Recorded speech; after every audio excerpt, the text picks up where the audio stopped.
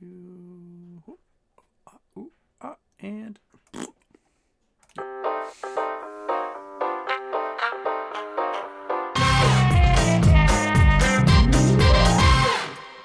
hey everybody, welcome to Houston with a Problem. We are, oh, you know what? I think I did, that's show number 95, isn't it? I totally forgot to change the number on that one. Let's put that a 5 right there. Save that. There we go. Updated. All right, this is show 95. Holy smokes. 5 more to the big 100. It's Friday night. It's late night. It's Houston After Dark. You are with me after a yo-yo day. What goes up must come down, I guess. And they shorted the shit out of us today. Dropped right back down. $28. That's what they do. That's what they do. So, I don't know much else. There's right off the bat, there's DEA got that dope asking me to talk about LIBOR versus SOFR. LIBOR is the London Interbank blah, blah, blah, blah, blah. And SOFR is the, what does SOFR stand for? Something or other financial rate. Overnight financial rate.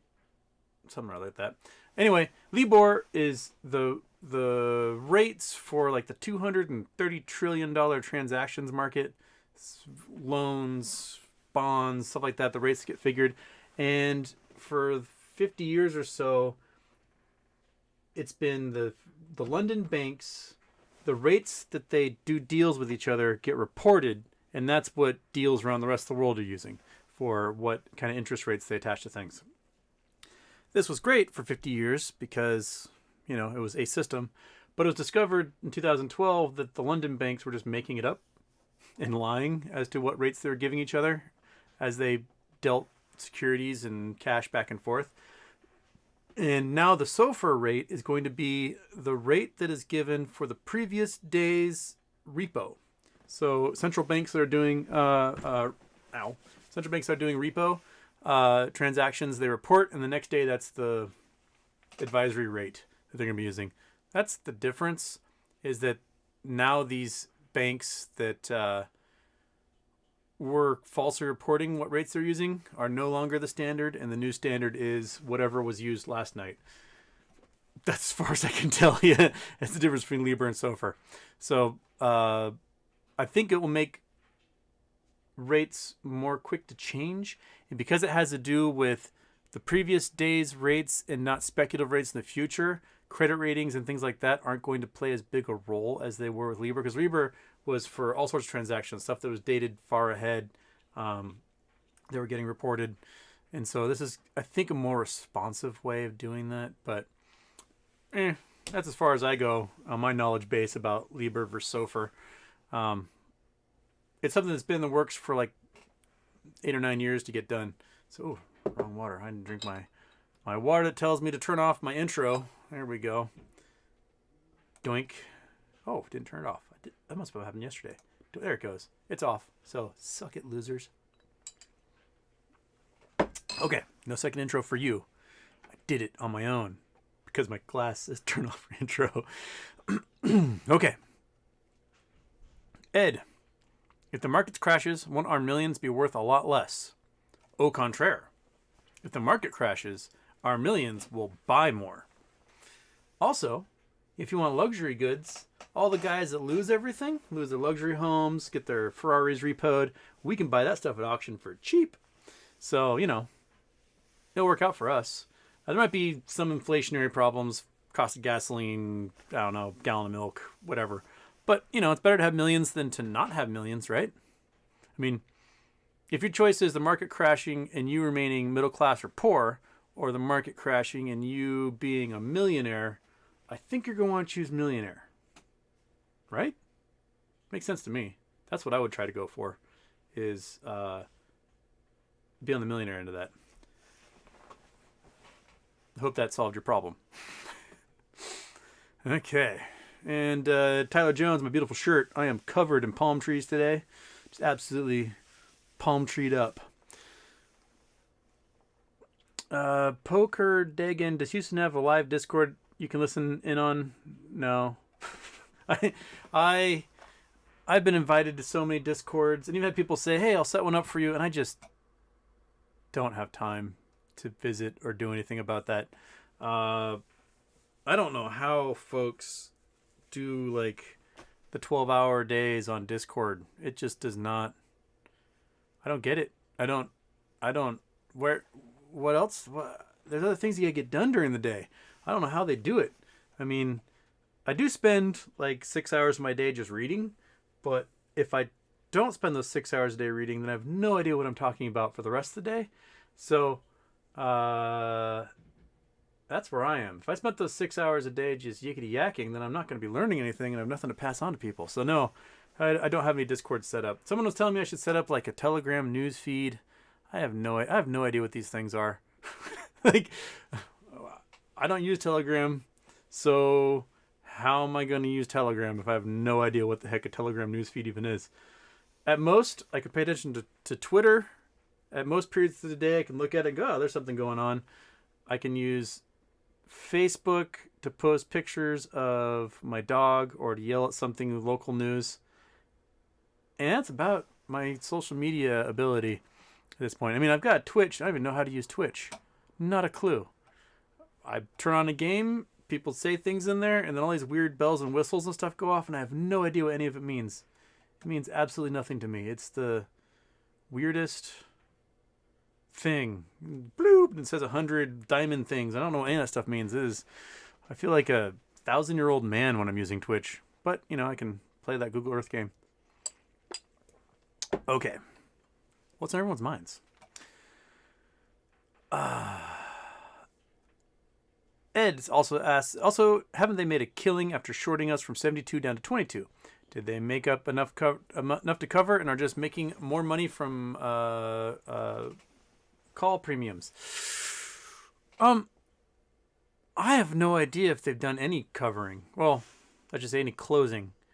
Generally, when they short, they don't want to buy back ever, because the minute they buy back, they owe taxes, and they don't want to owe taxes on anything. So they'll short it and collect a pile of cash and just hope that no one makes them buy it all back, and eventually it's going to go to zero, which is their goal at all times.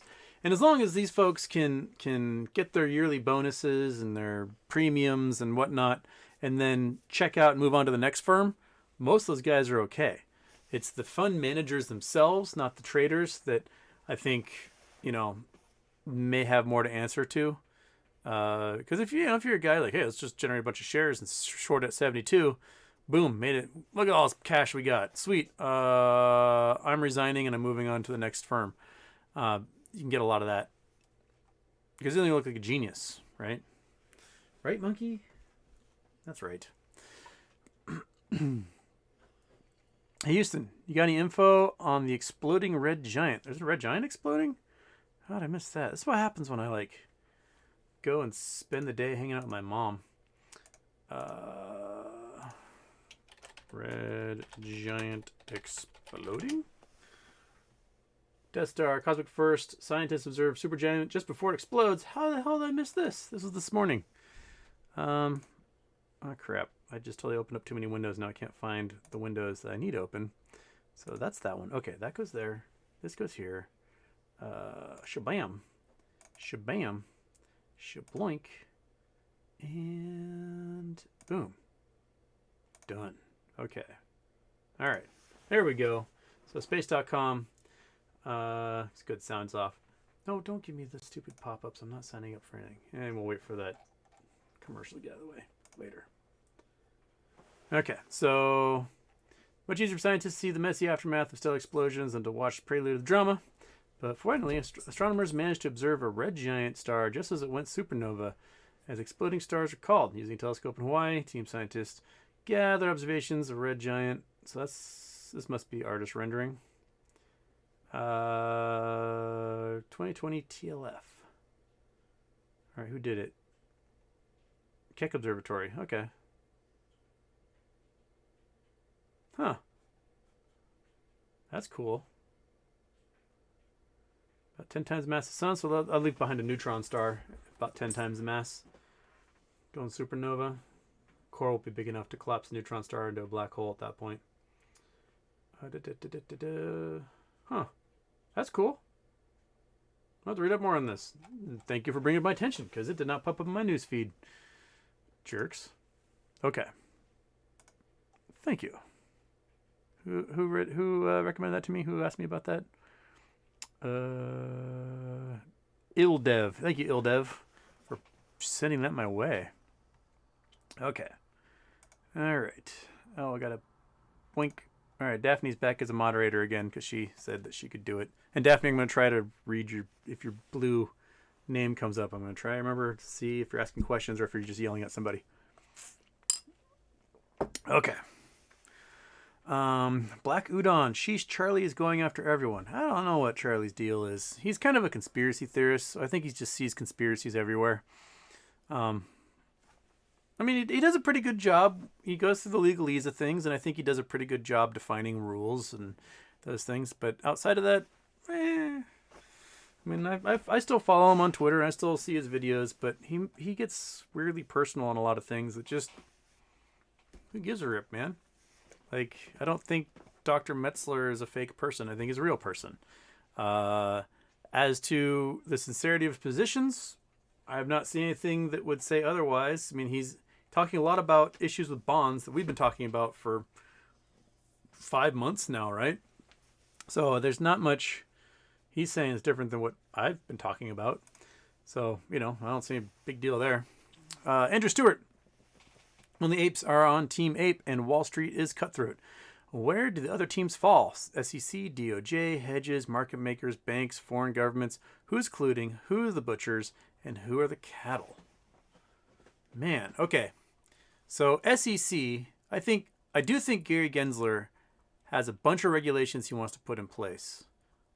But I don't think he can put a lot of them in place now without looking like the person who triggered the economy to collapse.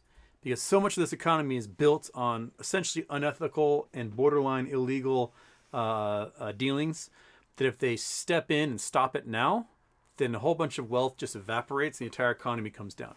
So if the economy is going to come down anyway as a result of a bubble popping, then in the post-mortem, the SEC can come in with the DOJ and deal with all those bad actors. Like, hey, you did this stuff, and technically there's a law that says you can't, but you got away with it because you lied to Congress and you said that you had closed these positions and you hadn't, and then they can start picking away at those guys. But if they start picking away at them now, I think then people are going to say it's the SEC's fault the economy collapsed, and they don't want that. Hedge funds are split. There's a bunch of them who have been using their clients' money and margin to do a lot of naked short selling because for 30 years, it just made them money year after year after year after year. But this year, hedge funds, on average, only grew 8% in wealth, while the S&P 500 grew 24%. So if you're a billionaire and you have the option of, becoming a client of an investor in one of these big hedge funds, and that hedge fund is going to perform worse than just the standard measures of the economy, you are not going to put your money in that when you can just put it into a Vanguard fund or put it into an index fund like, SPY or whatever, because you're going to get more money in the end without having to pay any fees whatsoever to the hedge fund, right? You take your money and you buy a bunch of S&P 500 stocks with it, you're going to grow 24%. If you take your money and you give it to a hedge fund and it only grows 8%, and the hedge fund gets the 2 and 20 for managing that, they get 2% yearly fee for managing it and 20% of every profitable action they take, you're going to be freaking have nothing to show for it at the end. You're now earning money at lower than the inflation rate. So hedge funds are losing clientele like crazy. They are really hurting. And you got hedge funds like Melvin that are down 40 whatever % on the year. So, I think that average of 8% is basically half of them lost a shitload of money and the other half didn't. And so there's that divide that's between them all. Market makers, I think there's Citadel and maybe a couple others that are doing shady stuff. And then there's others who want Citadel's job. They want to be the ones routing all those retail orders and doing billions of dollars a year in microtransaction fees. And so they want Citadel to die. And so I think those folks are maybe subtly or not so subtly on our side in this. The banks are terrified absolutely terrified. They know that they have lent way too much money to these hedge funds and to traders in general, and they know that they are definitely on the line for this. They saw what happened when Archegos, a $30 billion family fund, went under, and it almost brought down a bunch of investment banks. That was just $30 billion. And I think Wednesday's show is talking about how, single hedge funds can have $600 billion in liability. So, if one of those big hedge funds go down and they've got $600 billion in liability, that just vaporized every bank associated with them. They cannot survive. In foreign governments, I think foreign governments have a lot of sovereign wealth money tied up in the U.S. stock market. A lot of them, I think, are horrified at our lack of regulation, and also horrified the fact that every few months we flirt with being like financial insolvency because we won't raise the debt ceiling. So I think there's a big divide. And you have a lot of dudes at the SEC who jump back and forth between the private sector and SEC. And a lot of those guys, you just, are they going from private sector to the SEC because they're horrified at what they saw? Or are they going from private sector to the SEC so they can continue to do horrible things? I don't know. If you want to make a good living, you're going to go in the private sector. The SEC, you might make a good salary, you might have some sort of pension, but you'll be limited in how much you can invest and where you can invest, and you're going to lose the ability to get millions of dollars in bonuses and things like that. So, being the regulator, you really have to be a monk. So that's why they jump back and forth between the two. Okay, I missed somebody's super chat in here, didn't I? I missed Lemon Monkey. Thank you, Lemon Monkey. And they got Iggy Limon as well, saying, I need to take Monkey Butt to this location. All right, so that's 41 degrees, 124. This looks like Southern Oregon or Northern California, maybe Nevada. Let's see here. Da-da-da-da. Gotta go here, gotta go here, gotta go here, gotta go here. There we go. Do-do-do.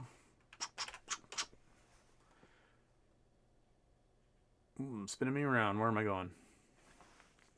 Going to the beach. Am I Northern California or am I Southern Oregon at 41 degrees? Trinidad State Beach. Where is this? Trinidad. Along the 101. This is Northern California. Okay. I've been past here, but not with Monkey Butt. It's been a couple of years since I went past here. But go to Putole Island. Monkey Butt, do you want to go to Putole Island? Yeah? We can. If that's what you want. Why not? Nice little trip down the 101. We were supposed to go up the 101 this summer, but the truck broke before I had a chance to make that second half of the trip. So, yeah. The weirdest place in the entire world pre-legalization of marijuana was essentially Arcata, Eureka in like October, November. Absolute space aliens, weirdness. I don't know how to describe the tweakers and weirdos that I saw wandering around during trimming season. They're fucking weird. Remember, there's a guy, he had one shoe, shirtless, a pair of shorts, and he's pushing a baby stroller. And I was like, oh, guy, a weirdo tweaker pushing a baby stroller. Must have a cute little crackhead baby in there. And then he rolled the stroller over, like the curb indention for a driveway. He rolled it over and like 6 or 7 car stereos spilled out onto the road. I was like, oh, okay.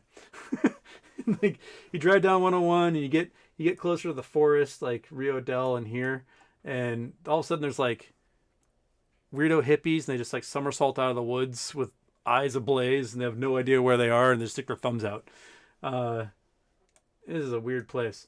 And for so long, the illegal marijuana trade dominated Humboldt County and Trinity County and these places in here. Big Bar, Hayfork, Trinity Village. Like this whole area here is like our golden triangle of marijuana.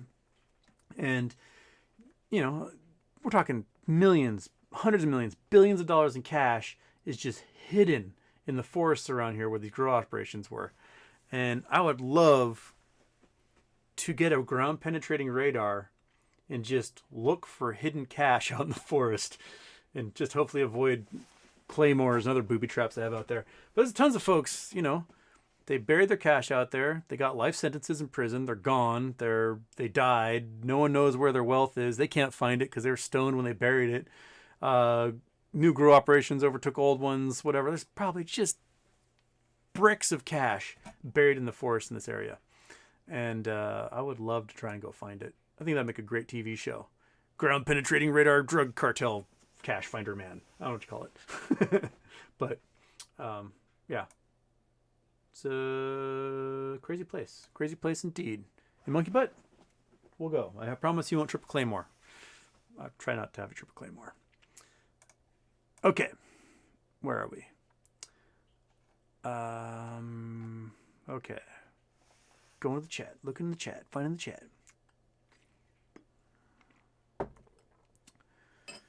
Sitting Bull, Houston, when do we start seeing advertising on the sides of the various rockets? GameStop to the moon, tweeted Elon. I tweet Elon already. That's not such a bad idea, especially if you're doing televised launches of these things. It might not be for, the Jeff Bezos, Virgin Galactic, the touristy ones where it's kind of go, wee. Beyond the first couple launches, people aren't going to start paying attention to those unless there's a disaster. But for the big launches, when they're launching huge satellites or space probes or space telescopes or big chunks for the future spaceships to travel the solar system, those things got lots of advertising space. So why not put like a NASCAR car and have like Pennzoil and stuff on the side? Why not? Makes sense to me. You can recoup some costs.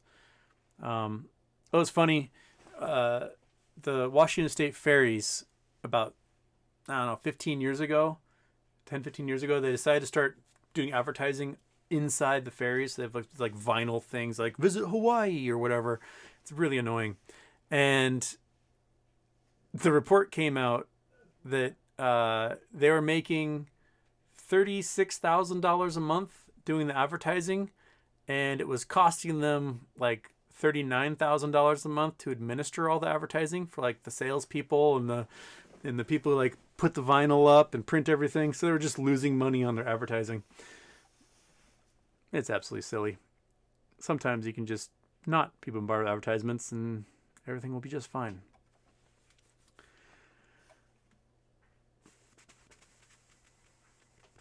Aaron F. Houston, happy birthday. I know you credit your YouTube start to your interview on The Gist, but how did he know to reach out to you for your take? Where'd you come from? With love. Josh Hamilton reached out to me because I had a Twitter thread that went viral where I just sort of explained the mechanics of the GameStop squeeze in layman's terms. And I wrote it sometime in February last year. I wrote it at like 2 a.m, Thursday night. And it was like, 50 tweets or something. Full of just spelling errors and fat thumbs and bad autocorrects. And I posted it because I was just sick of answering the questions. My dad would ask me questions about it. My friends asked me questions. People was always asking me, what's the GameStop squeeze? Why is that working? How's that doing? So I was like, I'm just going to put it all in one place and then I can just send people to it and send. So I posted it 2 or 3 in the morning on Thursday. And I woke up Friday morning and I don't know. It'd been shared like 50,000 times in 12 hours. It was, I don't know how it went viral or who picked it up or whatever, because I was asleep for all of that. And then it was all over Reddit and splash ups everywhere. The thing is that I had really low Reddit karma at the time. And so like I tried posting a version of it to Reddit and they're like, no, you can't. Only somebody else can post it. So other people kept posting it over and over again. They're getting like 50,000 karma whatevers and upvotes and all this stuff, and then I wasn't allowed to do that. Finally I started getting tagged in things, and so I got Reddit karma up. But yeah, so after that went viral, must have been towards the end of February maybe. So it went viral. Then sometime in March, Josh Hamilton reached out to me and he's like, hey, would you like to come on my show and explain your Twitter thread? I was like, sure. And that's where that started. And how Josh Hamilton's show went viral, I have no idea. He had a little modest podcast, 900,000 views here and there, and then we had like 500,000 views on that thing, and people were like making music videos with my face in it and stuff. That was the weirdest part, is like seeing hype videos and memes of me, and I don't know if I'll ever get used to that. That was weird. So that's where it started. But then the the day that he posted the interview was like April 6th or April 7th, is when my Twitter account got deleted. So they deleted my Twitter account because I cracked a joke about Putanesca and like kind of, saying what the literal translation of Putanesca means, which is horse sauce. And Twitter said that was hate speech and deleted my account. And I'm pretty sure that it was my stalker who reported it. And Twitter was like, yeah, it was uncalled for him talking about Italian food like that. And so then I had to develop a whole new Twitter account, which thankfully picked up. I'm almost back to the number of followers I had on my old account that was 10 years old and had lots of great fart jokes in there. So, I've often wondered, should I just repeat the fart jokes I had that were bangers 10 years ago? Or is that self-plagiarism and could I lose tenure? I don't know. George Baskets. What an amazing proposition it would be for Elon Musk to offer AMC to be the exclusive movie theater chain on Mars.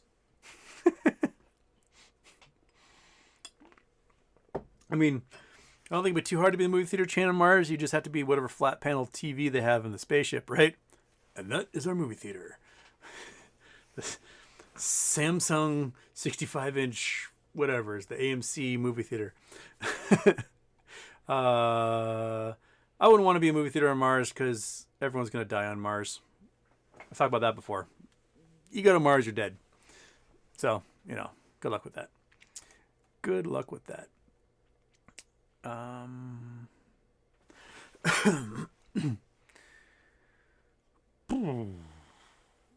Fabian Garcia, when will GME see 300 again? I have the feeling that before the end of the month we might be touching that territory, if not higher. It depends on how much they've got in the tank to be able to do naked shorting to keep this thing at bay. But week 3, week 4, I think are going to be bonkers. Especially if we start to get positive news out of CES or GameStop themselves, Loop Ring, and not just, the article, the speculative article in Wall Street Journal. Yeah. Wildcard Central, what do you suggest reading to increase reading speed? I don't know. I don't know how I read fast. I'm not one of those speed readers that you can just flash a book in front of them. I'm not that. I'm pretty good at skimming. If I'm given a paper to review or something, like a academic paper, I can go through it real quick and see what points and the numbers stand out to me, so I know exactly where the data is, and then I can go through it later if I need to go deeper and pull stuff out. But I don't know how I got there. Just read a lot, I guess. Read all the time. That probably is practice. Practice makes perfect. Yeah.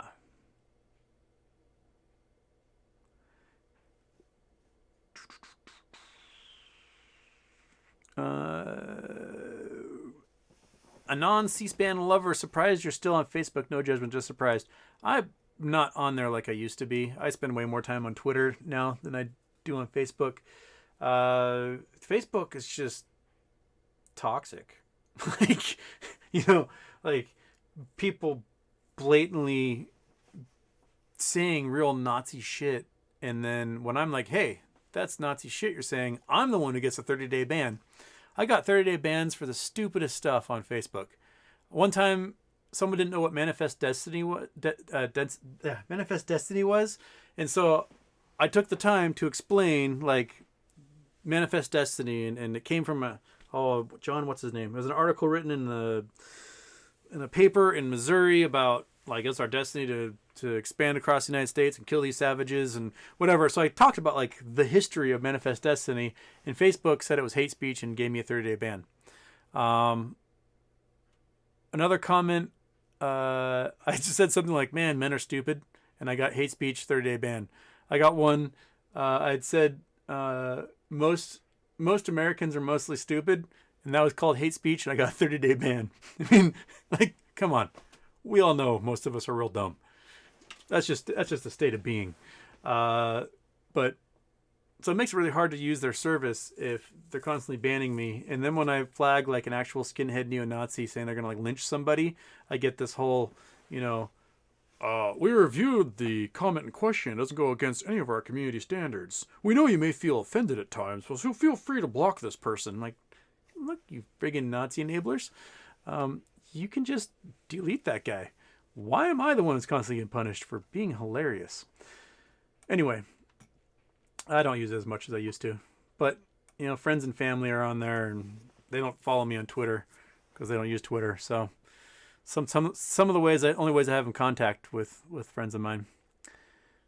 I would love if I don't know, like, let's get Ryan Cohen to buy the skeleton of MySpace and everyone go back to MySpace. I'd be all for that.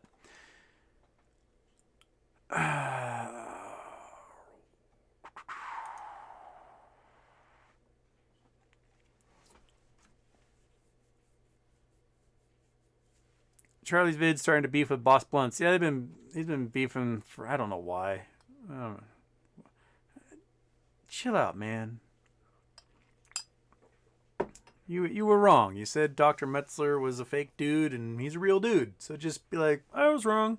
That's all I have to do. There's no reason you need to pile the pride in there. Just be like, yeah, he's a real guy. I was wrong about that. Because the Chinese bonds are a big deal. They are a huge deal. So much capital was invested into Chinese companies, the real estate market, their infrastructure, and all that stuff is not going to be paid back. I think I touched on this in one of the last shows. Is we took a whole bunch of money from people's savings accounts and checking accounts and investment accounts in the U.S., in Europe, in Japan, in Australia, in India, and everywhere else. And we invested that money into Chinese bonds so that China could build some of the coolest freaking infrastructure in the entire world. That infrastructure is badass, and it's being paid for by you and me. And then China all of a sudden is like, yeah, we're not going to pay that back. Sorry.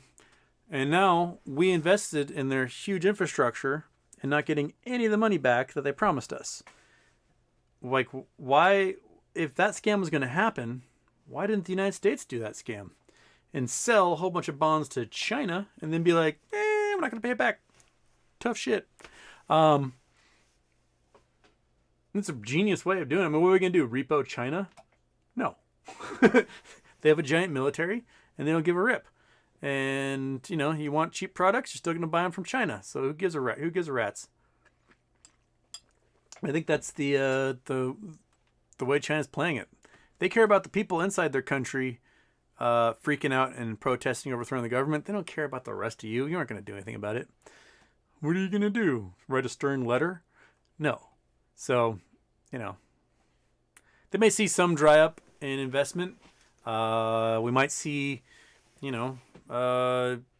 factories move to other cheaper places in the region, to Thailand, to Taiwan, to Bangladesh. I don't know. But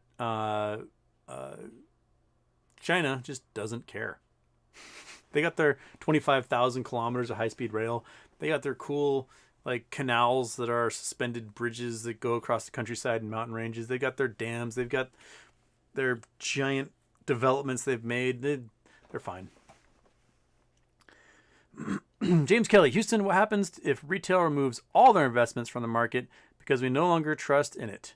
Is this feasible to illustrate to the uppers? We are so tired of constant fraud. I mean, yeah. I think retail investment is 40 or 50% of the market. So if everybody sold out and pulled everything out, the entire market would drop like a rock. It'd be one way to absolutely just crush the market. Of course, the folks that pull out last, they're the ones going to be most screwed. That's the problem. Is that they'll be selling for pennies versus the ones who pulled out first. And that's, if you're doing a giant protest, I guess that's one way to do it.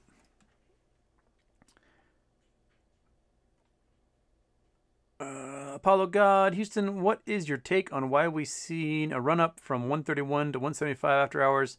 Was it market maker pricing us out of options or, no, I think there's probably some forced buying. I think the idea that using that Wall Street Journal article as cover for forced buying for XRT related stocks might have some legitimacy to it. The XRT itself didn't appear to move though. So I don't know if maybe it was tied to another ETF that people haven't quite identified yet. But yeah, that was yeah. Yeah.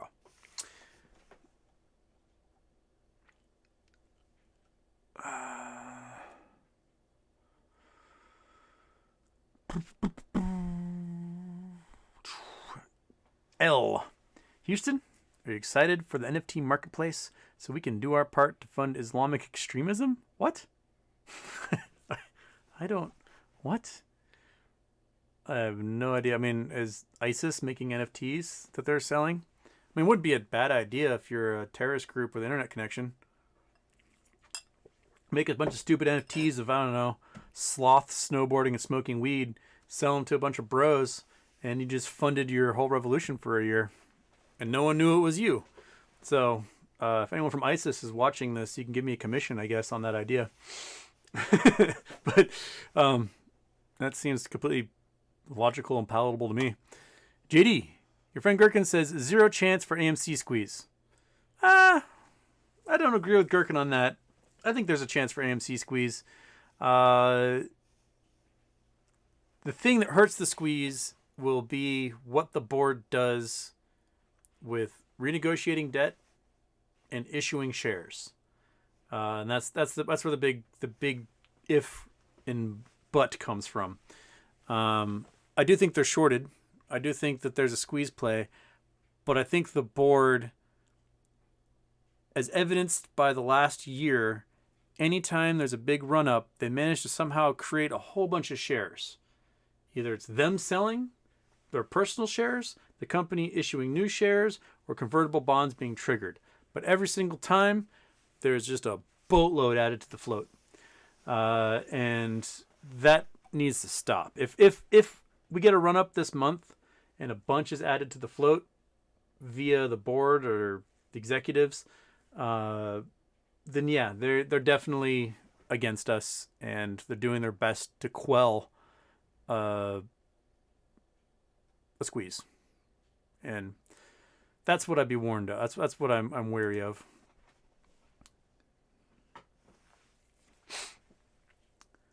Okay.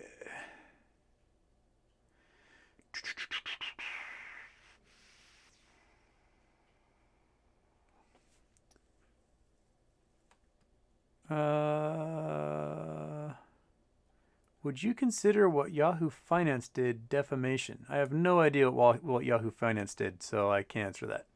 That's pretty generic. I have no clue. Yahoo Finance writes 100 articles a day. I don't know what you're talking about there. Apollo God, what do you think of Dr. Robert Malone podcast on Joe Rogan? I'm not vaccinated. I'm just against mandates and a vaccine that's not properly tested, and Pfizer's not releasing data on the vaccine. Malone's full of shit, and he's not a doctor. He actually pulled out of his PhD program, so he never got his doctorate. Malone was a researcher in the 80s, and he is an author on several articles with mRNA vaccines, but he is not the inventor of mRNA vaccines. He is first author on several things that did research with them. And he was pro-vaccine. He was very pro-vaccine at the beginning of the pandemic, and he got COVID in spring 2020, and it's long COVID, and it ravaged him. Absolutely just destroyed his lungs and heart and all sorts of stuff. And he's been in poor health since that COVID infection. And he was hoping that the Moderna vaccine would cure him of his long COVID. Problem is that vaccines are preventative and not a cure. And so he got his Moderna vaccine, and it didn't cure his long COVID because his organs were completely damaged by his COVID infection. And because he's pissed, because his body's ruined by his COVID infection, he all of a sudden is like, vaccines don't work, and going on this rampage. But he's wrong. The vaccines do work. And so, yeah, he's just wrong. And Joe Rogan doesn't have enough information on it to push back. So he goes, well, it's crazy. Oh, wow. And that's where he is.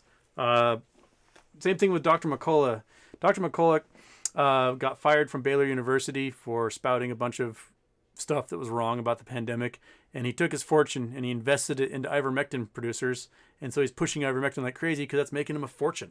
He and the rest of those FLCCC, America Frontline Doctors, they are a company whose entire mission it is to push ivermectin on people because that's what they invested in. Because ivermectin is only made by a few factories around the world. And if you convince a bunch of people to buy it, then you can sell it at a premium.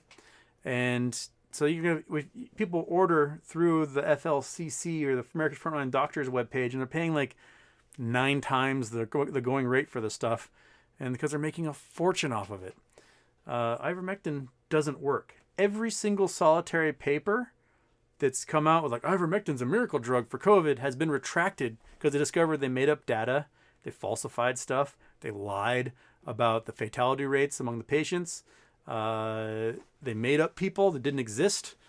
So you can just search like ivermectin paper retracted and you'll find dozens of them that they get pulled from journals because then when they got peer reviewed, people are like, wait a minute, this person doesn't exist. This place never had that. They had more deaths here than they claimed. And it's silly. So, yeah, Dr. Malone is full of it. If you want to follow somebody, follow Angie Rasmussen. Follow Trevor Bedford, follow Carl Bergstrom. These are virologists, immunologists, epidemiologists who just kick ass, will present to you a host of data that passes peer review, and you know they're the shit. They're the ones actually doing the good work out there, and they're not invested in ivermectin. They're not invested in Pfizer. They're not invested in any of these companies. They're just there working for college institutions doing the science. So yeah, do that. Always sad, but truthful. Houston, love you, man. Have you started into NFTs yet? I am working on a personal project where I am funging the unfungible. And I hope come February, I may have an update for you where the unfungible has been funged, and I'm just going to leave it at that. That's a personal project I'm working on.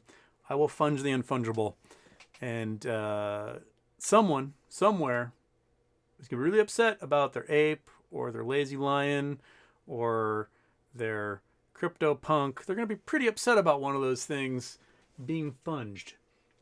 I'm just going to leave that there for you to discuss and marinate on. Hope it's not one of your apes or lazy lions or crypto punks, but the funging is going to happen. I've got a team of people on it. No, I don't, but I'm working on it. I think I've found a way to funge it, and we'll see. And if so, I might make national headlines if I've managed to successfully funge this unfungible thing. Okay. I'm like halfway there. I'm like halfway to funge the unfungible. So there's another step I gotta take. There's a few. I gotta bounce some things around, some Ethernet wallets to hide the origin, but I think I may have done it. It just takes a little while because it's expensive. It's expensive as hell to bounce things around in Ethereum wallets. Gotta bounce from here to there to there to there, and every time you do it, it costs anywhere from $20 to $100. It's freaking. But it's be worth. The punchline will be worth it. That's what I'm going for. We're gonna have a punchline that's worth it. People are gonna go, that son of a bitch. I respect that. I hope. Or a bunch of guys with ape profile pictures are gonna hunt me down and beat me to death with their ape bats. Okay.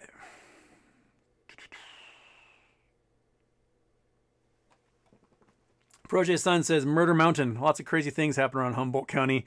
You have a hard time getting around up there. Lots of bodies in those woods. Oh, tons of bodies. But the thing is that since marijuana became legal, all those grow operations, those illegal grow operations aren't profitable anymore. They're getting they're getting outsold by big commercial grow operations. So they've abandoned a lot of those places. So some of their booby traps might still be out there. I might have to worry about like grenades and tripwires and stuff. Giant spiky logs taking me out. But yeah, I'm just going hiking. I'm just going to hike to the National Forest with a giant ground penetrating radar and my dog and a camera crew. Okay, Jay Shimmy, have you seen this? I don't know. Let's find out. It's 652 north, 62 east, somewhere in Asia. Control V. Go there. Oop, bing. Across the ocean. Here we go. We're going to... Where am I? Am I in Siberia? Where am I? Kazakhstan? I have no idea where I am. Have I seen this? Have I seen this piece of land? Little peninsula on... What was that lake called? Zorgi Dorgi? I couldn't read that. Tell me what lake you are. Don't just... Prokhovica. Is this one of those things where I need to change the date? So I'm on 2006. Oh, 2019. There we go. Oh, all right. So it looks like the lake is frozen there. There's a big rectangle. It's like a couple of farm fields of some kind. What if we go back in time a smidge? The cloud. There's a thing. There's another thing. Like 2008, all the way back to 85? Nope, nothing there. Well, I've seen ice before. Is this where you buried bodies out in... there's a big star here now. Ah, got a pentagram. That's what we're looking at. No, I've not seen that pentagram before. It's definitely, we're facing north. We're facing true north. This is definitely a devil's pentagram because it is inverted with the horns above. That's heavy metal, dude. No, I have not seen that before. I dig it. That's heavy metal. Where is this? It does look like kimberlites as well. This is... Kazakhstan. Okay. Well, anyone who's in Kazakhstan who still has internet and watching my show, take some hydrochloric acid, go to these little dry lake beds, and pour acid on them and see if they sizzle. If they do, it's very likely these are kimberlites, and these have a high chance of being diamondiferous rock. But judging from this, tells me that there might be a diamond mining operation already going on. That looks very much like a diamond mine. So we have some satanic diamond miners out here in northern Kazakhstan in the middle of civil strife. But these look very much like kimberlite pipes. This looks like the stuff you see in Wyoming and... Oh, definitely. Look at these potholes. This is all kimberlite. Definitely. I would stake money on it. I would say, yeah, there's another one up here. These are probably all diamond mines. I have no idea what diamond mining is like in Kazakhstan, but if there is, these are it. These all definitely look like diamond mines. And there's so many of these kimberlite pipes. Look at all these things. So they're just going after the biggest ones. There probably are not currently lakes, and that's where they're getting their diamonds from. Let's see. I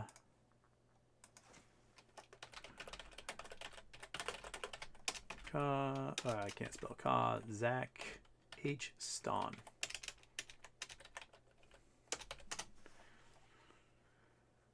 Turn you off for a second. I still spelled Kazakhstan wrong. $30 billion diamond mining industry. Can we do maps? Images? Maps. Here we go. Yep. Oh, it's copper mine. We were looking in this zone, right? I think this is where it was. That's that lake you pointed. That's where the pentagram is.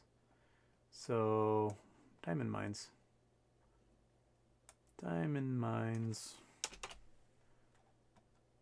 No, not in the U.S., dude. Back off. Here we can do images. Kazakhstan's largest iron ore. Flooded diamond mine. Chinese funded diamond mines. You guys get me distracted here. I know that whole craton that goes up through Siberia is just loaded with the stuff. But I digress. We'll go back to Big Houston and... Ooh, super chats. All right. So David P. Bing bong. Tradespotting is on. It is?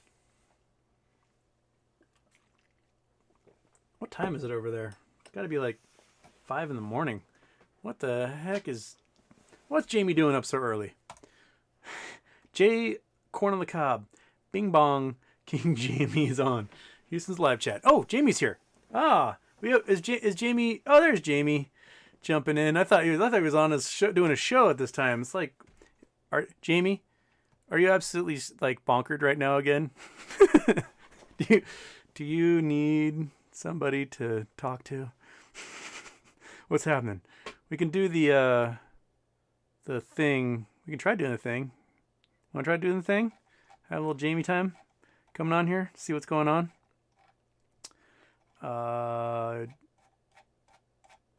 Tell me, Jamie, what's happening? Senior Tradespotting himself. Oh, Jamie's on an alt. There we go. Houston Wade. All right, do you want to do another crazy late night Zoom? I'll set one up here. One sec. I think I'll have a problem where you won't see my face, so I might have to like add a camera. We'll figure it out. Where do I go? To add, to create, to Zoom. I gotta go here. Zoom. Open the Zoom. Coming from Jamie's drinking stream. All right, here we go. New meeting. Gonna connect that. We're going to make that big. I go participants invite. I copy link. I take it over to here. Gotta give you guys blow by blow what I'm doing here. Gotta find Tradespotting. Bing. And then I send Jamie a DM with the link and see if he wants to come party. I already sent you a Twitter DM, Jamie, if you want to come hang out. If that's the case. I'm going to turn that guy on. And if you show up, you show up.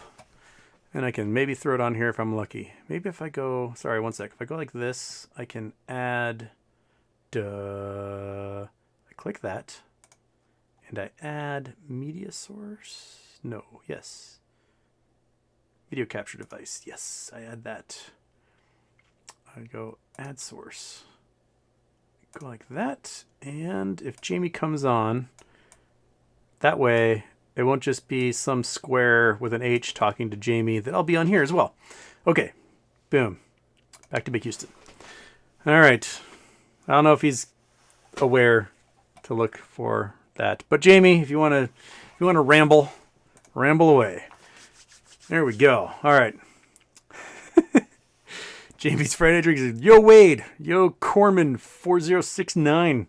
Welcome, everybody, to our late Friday night in the middle of winter as we party on down here on a Friday.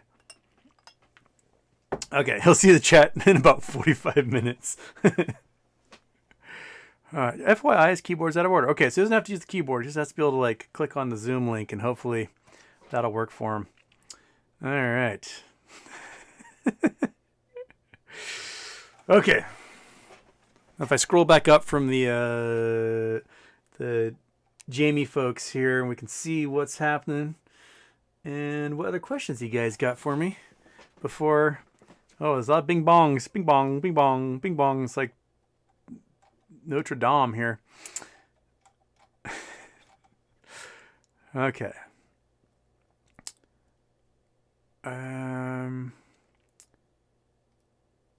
People saying to the moon, as always. Whoa, wait, there he is. Yeah. Okay. We're admitting. Start video. Yes. Yes, I would like. All right. Jamie's connecting. Hopefully. Can you hear me, bud? I can hear you, Houston. I've got your video up, so I can hear you on multiple. Can you hear me? I can hear you. I can't see you though. Great. I'm trying. Fuck! I can hear myself. This is awful. I quickly. I have to turn myself off. Shut up, Jamie. Come on, Jamie. Shut up. Oh, I'm swearing and everything. Like I didn't mean to do this. I have to turn myself off. Shut up, Jamie. Right, Oh, I got this side. right, I think I've got it. Okay. All right. Have I? Am I here? There's Zoom open. I hear you. No There's no camera. video There's up. no camera. I don't think my video can come up because my video is being used by my Streamlabs at the moment, so it won't allow my face to appear on the Zoom side. So I just doubled my camera and put it over myself, and hopefully that will make up for it. Okay, thanks. Right, I've managed to close the tab I was watching you on YouTube, so Okay. the audio is slightly better. I can hear you perfectly well. My keyboard isn't And working, Jackson's so here as well. We can get everybody on here. yo, Jackson, Jackson, I love you. All right. I'm trying to get my stream up. I've closed stream. No, I've not. I'll close that now. I think I should have closed. Yes, close. It didn't close. All right, here. I'm gonna send Jackson the link as well, and we'll just have a Oh sausage yeah. fest. How good that would that be? There we go. So Jackson, if you pay attention, if you're up here, I just sent you a link to the Zoom. And why not? It's Friday. Well, it's Saturday for you. It's early Saturday for you. Ah, right. Start video. Here we go. Hey! There I am. That's the wrong fucking video. That's my Wheel of Doom. I need to change it. How do I change that? Change it. Oh, that's the wrong one. USB video. Is this me? Start video. Failed to select the video camera. Shut up. I think the monkey butt cam has to Come go on. above all these. Oops.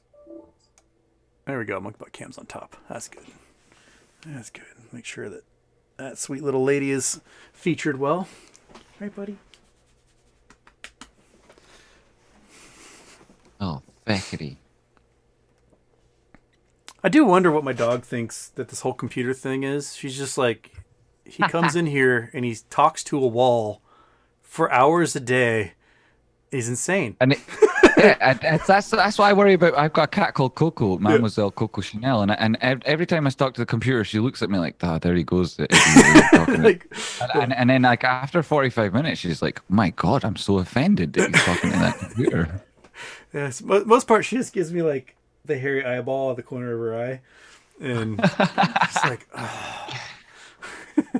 I have to admit, Houston, I watch you all the time, so often I won't say something in chat message because I'm so either tired or poofed out myself that I'm like, oh shit, if I say hello, I'll want to get involved in a conversation, and I'd rather just watch. So you'll not see me, but I am there, and then what I really had a point when I started saying that. I'm sure I did. And then yes, this is what it is, and I see your lovely dog there, and I'm like, now I really want to say hello as well to the dog. And then I'm like, oh fuck, I feel like a guilty person. I feel like I've done honestly, I feel like I've done something wrong. Right, I'm trying to get onto the stream here, and it's telling me that some participant has prevented screen sharing, but I know that's not possible because you just you had my your spinny wheel came up. You can just like lay your head on top of the little spin wheel thing and.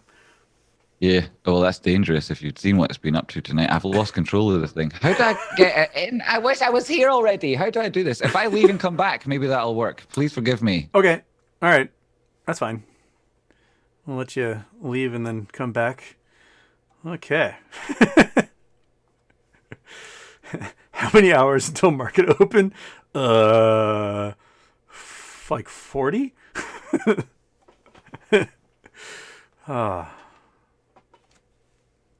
Yeah, you got a party in here. Whether weirdo from Christmas past wants to come. Okay, there's Jamie wanting to come in again.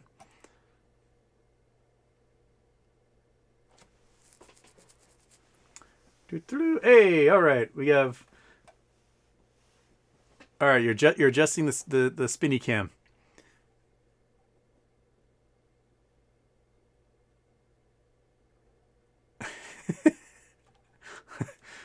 I watched your cat face video the other day. Oh, it's turning around here. Got Jamie at an angle. There we go. Look at the handsome face.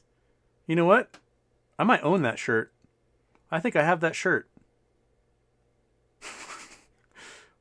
while you're adjusting, I'm gonna grab that shirt because I totally have it.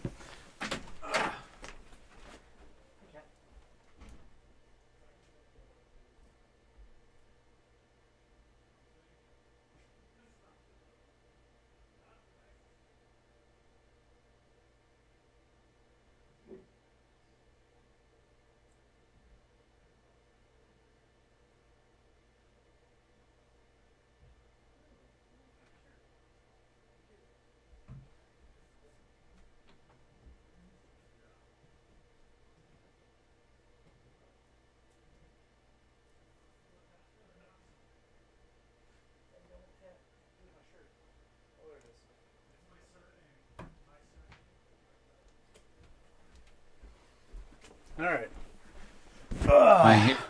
Hey, that shirt you have?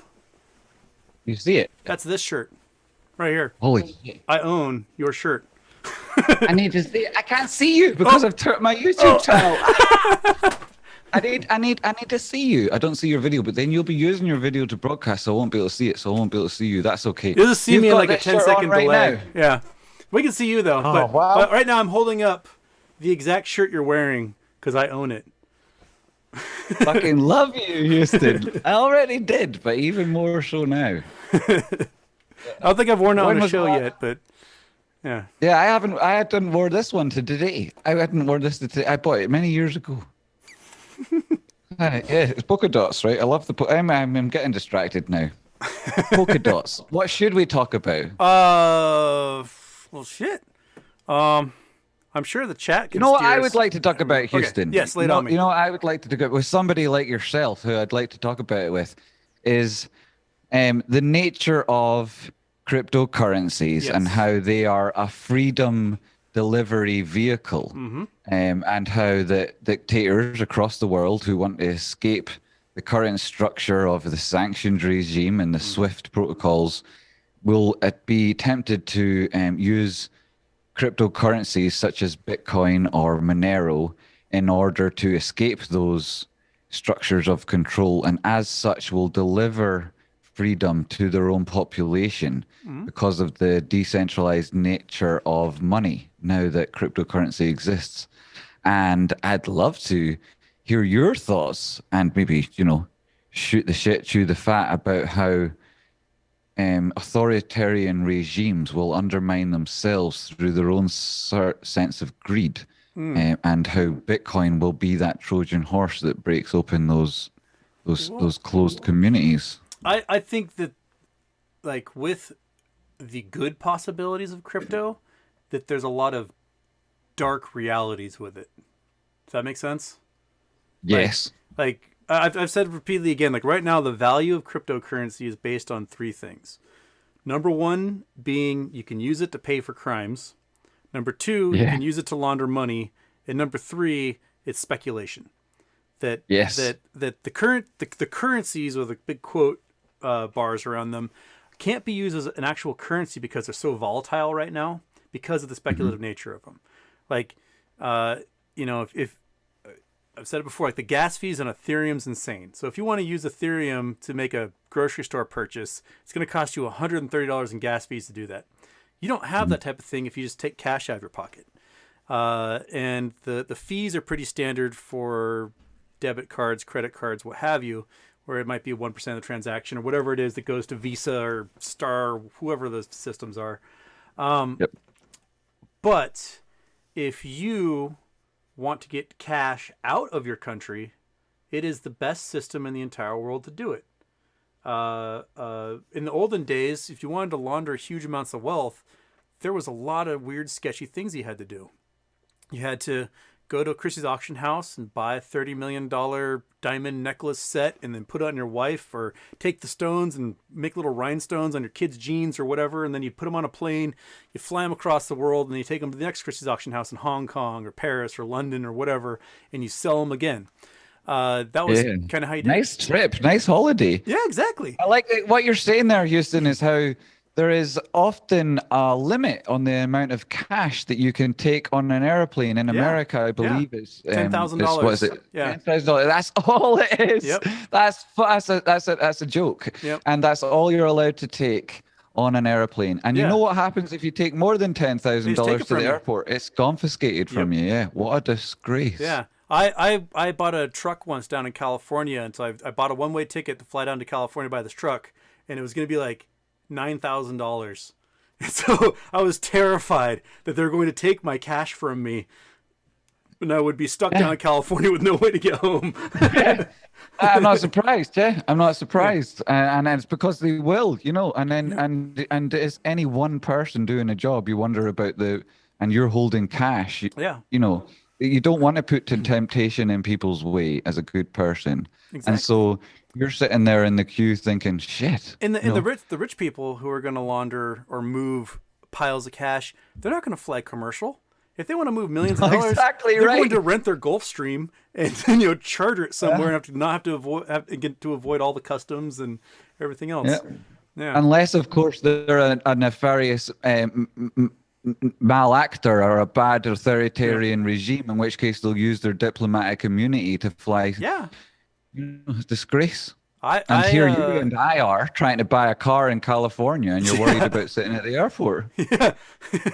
And all of a sudden they take it because all they have to do in America is just have reason to be suspicious that it was money obtained through drug sales, and then they take it from you, and you have to take them to court to prove that you didn't get the money through drug sales. So there's tons of migrant workers in the U.S. who they'll work a peanut field in Alabama, and they'll work a peach field in South Carolina, and then they'll come do, I don't know, sugar cane or something in Texas. And when they're driving back through Texas to try and get back to Mexico and bring their money with them, a state trooper will pull them over, or a sheriff, and will just take everything from them. You just say, hey, if this wasn't from drugs, all you have to do is take us to court and prove it wasn't from drugs.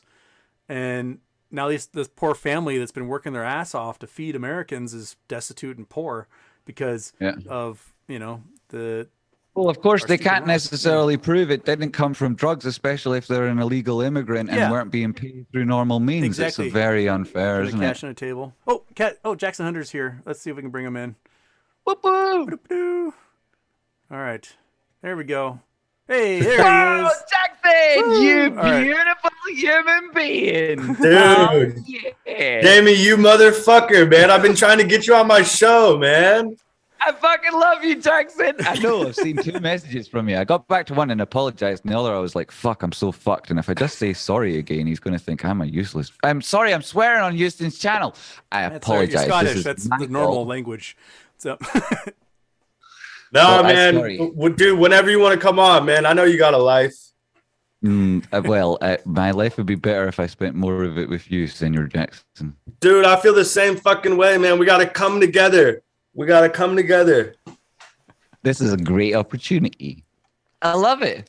Things are going interesting. Jackson, you're here, and I feel like I'm now talking to you, and I'm cutting Houston out of the conversation. We were talking before you arrived about how you can't get on an airplane with more than $10,000 in cash, and that's a fucking joke, especially with the way inflation has been and how that figure hasn't changed in so long, and how cryptocurrency provides opportunity to people that wouldn't have otherwise had it. That decentralization of power is as akin to a freedom delivery vehicle, and how essentially the reason Houston and I were talking about is probably similar. Like, we're both motivated, of course, by the people, individual power and and personal responsibility and like the efficacy of your own life. And Jackson, you're all about that, man. You've come from I don't want but expose anything that you haven't already told the internet yourself, but you came from and have been in positions which were really fucking tough, and a lot of human beings couldn't have handled it, and have come out the other side. And then to say, let's all spend time together, it's such a generous perspective, because people like yourself don't necessarily have to give time to people who haven't had it as hard. And you do these things for people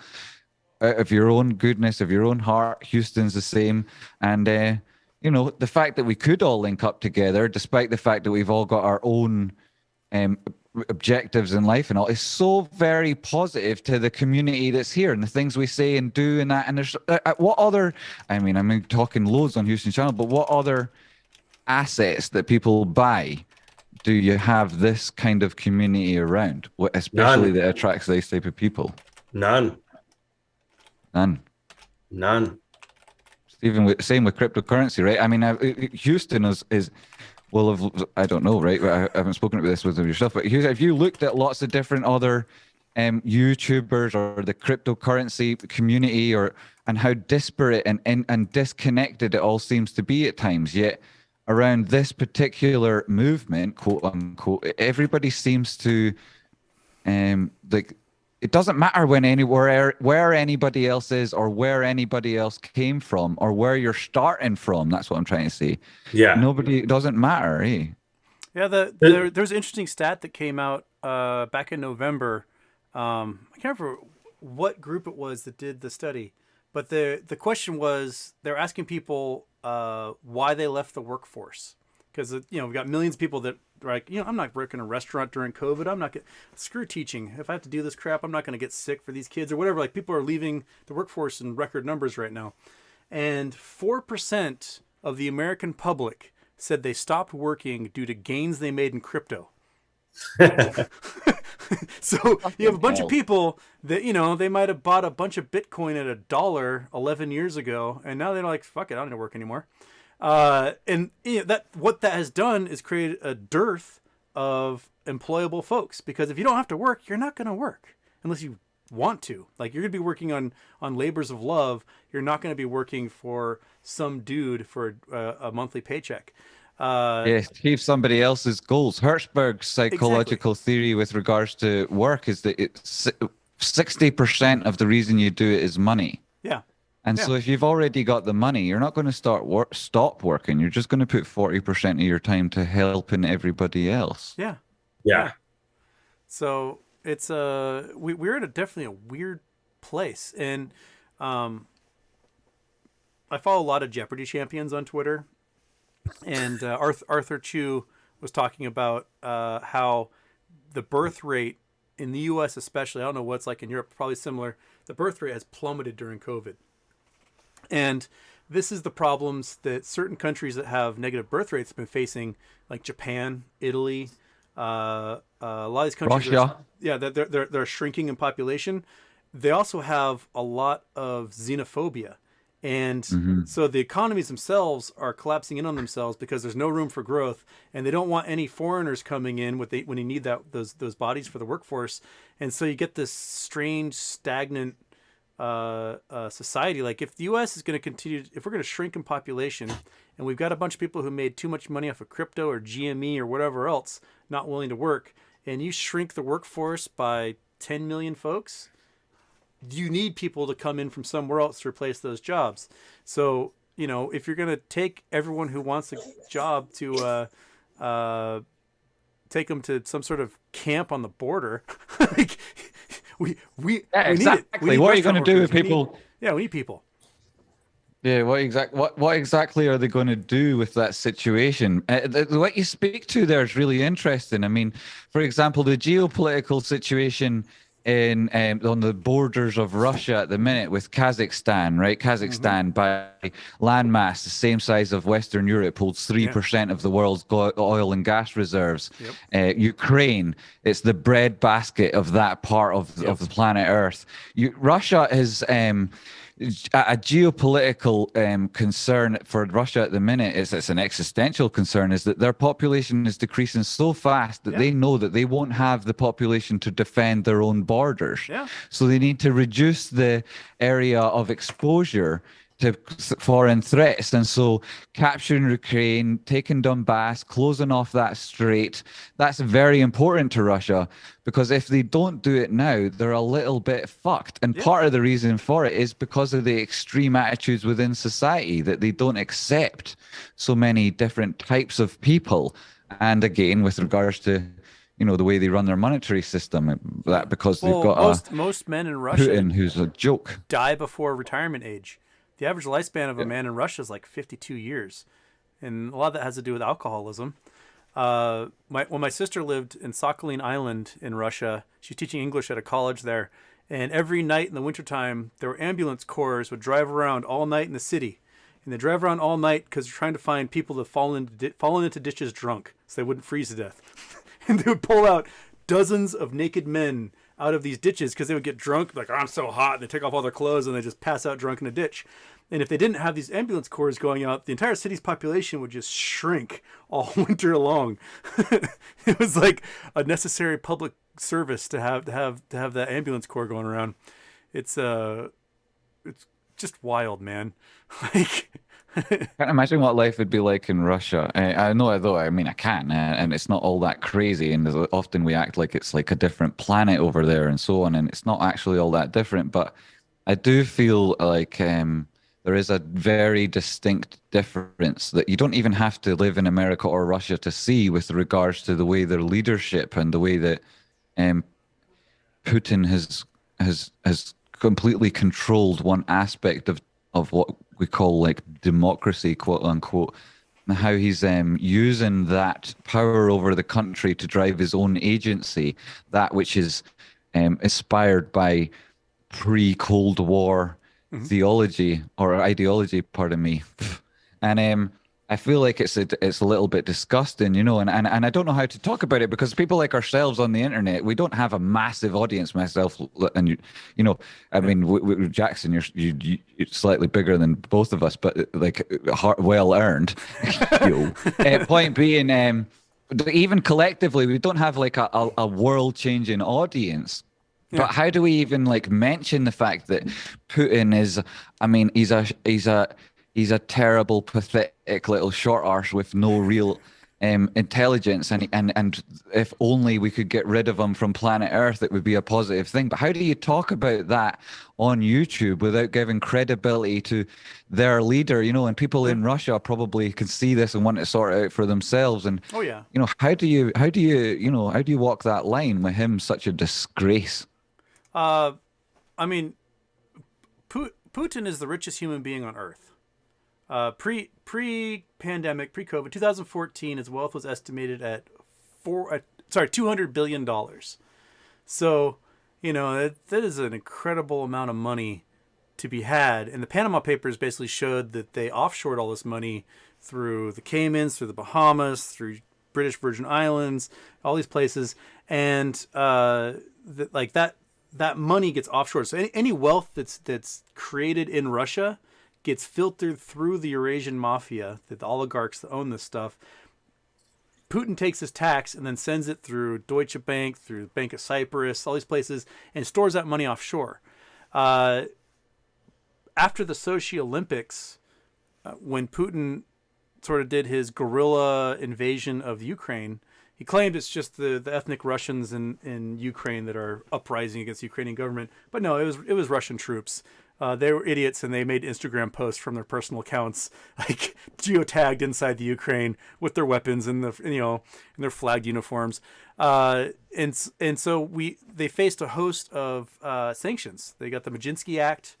They have the sanctions that were formed from that invasion in Ukraine, and they have no access to hundreds of billions, if not trillions of dollars in cash that's now in these frozen accounts around the world. Because let's face it, the U.S. government wrote the software for the banking systems.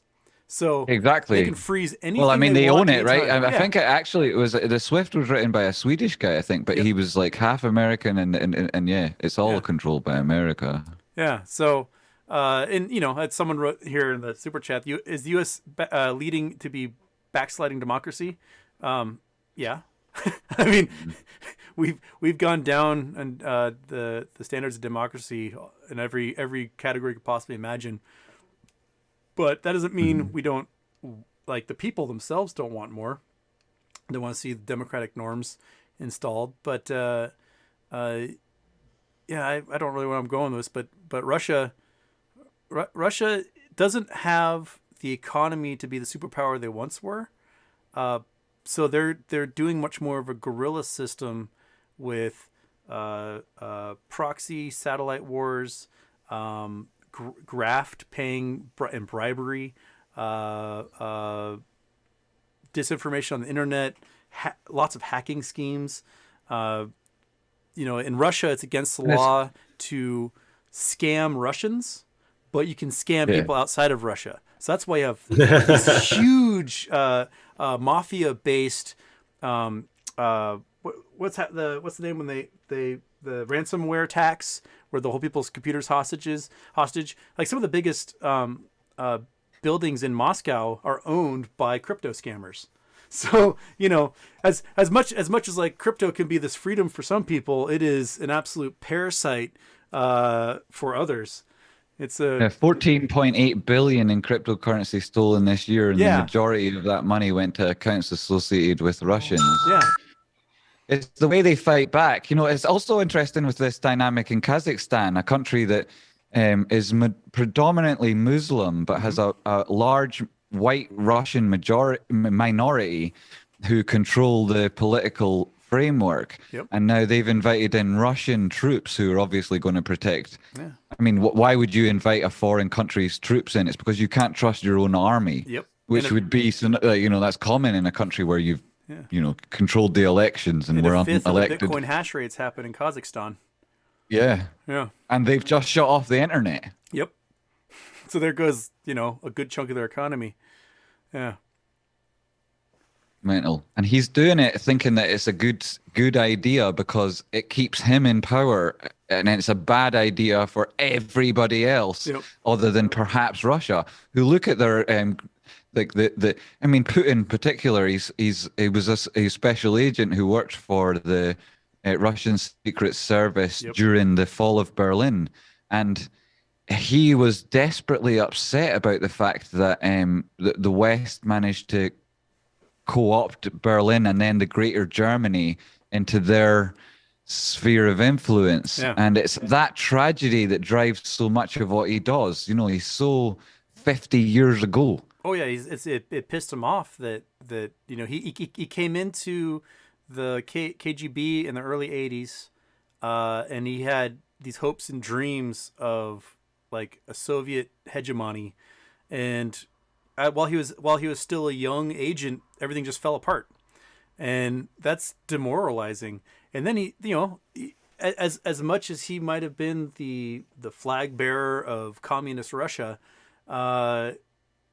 he certainly gamed that capitalist system as yeah. I mean, like he's king kleptocracy, man. It's pretty phenomenal. My sister lived in Latvia, Ukraine, Moscow, and Sakhalin Island in the years after communism fell, and her descriptions of the consolidation of markets behind these mafiosos was really incredible. Like, she was living in Latvia, and she said that within a year or two, these former intelligence agents created the mafia, got this whole chain of command going based upon basically who is the most powerful of those agents, and they had every single solitary shop in all of Riga under the control of the mafia. You ever, like the lady selling flowers on the corner of the street out of her own garden or whatever would have to pay a protection money to the mafioso every week. And mental, isn't it? Because most countries exist and maintain their own territorial integrity because of their taxation system. Yeah. But in Russia, 800% of the economy is outside of taxation. So how does the government management? It's because the mafia is government sponsored. Yeah, yeah. It's disgrace. It's wild. Everything I know about Russia comes from the film The Saint with Val Kilmer. Nice. That's everything I know about it. Ryan super chats. He says, "Ask Jamie if he'd like to have lots of kids because Sarah is very fertile." Fucking what?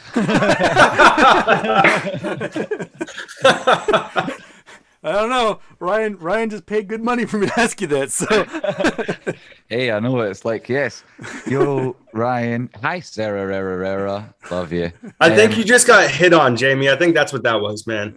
It's thanks. I've not used to this. Do I want to have lots of kids? Well, I'm 38. I haven't had any yet. I would like to have some, but I would like the world to be a slightly better place. Do what I do, and that is donate every chance you get, and that way you got a nice lesbian couple raising one of your children somewhere. Wow, that's a nice idea. Yeah. Jamie, if you have kids, you will make the world a better place. Your children will make it a better place. You're a very Jackson. You're a nice guy. If I have kids, I'm going to make you and Houston godfathers. Yes. Absentee godfathers. That's not a joke. It is a joke. I'm also serious. Hell yeah, dude. You watch Houston. He's going to turn up at your house or he or she when she's 16 and be like, "Hello, Uncle Houston." I need a place to stay while I hide out from these dirtbags I owe money Russian to. mafia from Putin's.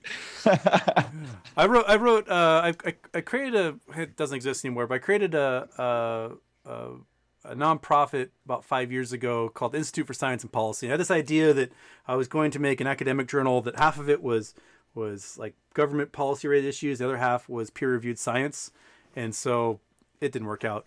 But the first few white papers I wrote were about essentially Russian influence, outside influence in the American politics, and the Russians have been trying to hack that website through brute force attacks for 5 years now.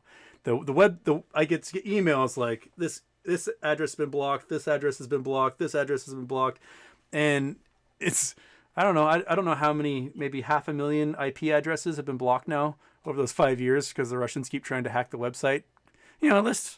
In 3 articles, I list about 400 citations of where, you got Maria Butina. I don't know if you guys have heard of her. She teamed up with the NRA, and they funneled a whole bunch of cash from several oligarchs in Russia and Ukraine into the NRA, like $80 million. They snuck from Russia, gave the NRA, and then the NRA used that to lobby and donate money to campaigns for elected officials. And so Maria Butina, sometime around 2017 or so, she got arrested for being a spy inside the U.S. and apparently had been having sex with like every member of Congress. Tons of members of Congress were just boning this lady and taking money from her. And all this money had been illegally laundered, foreign money legally laundered into U.S. campaigns.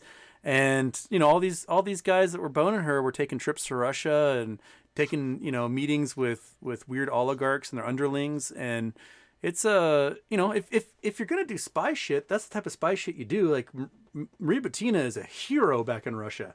She got a parade after she was released, and she'll never have to want for a day in her life because she was a honeypot. She did everything she was supposed to do. I think too much of the Western countries rely upon like internet sleuthing and not doing enough badass like actual James Bond type spy work anymore. And that's where the Russians are like, hey, we'll do both. and they seem to be doing pretty well with the meager means they have. I mean, Russia's economy is small in California.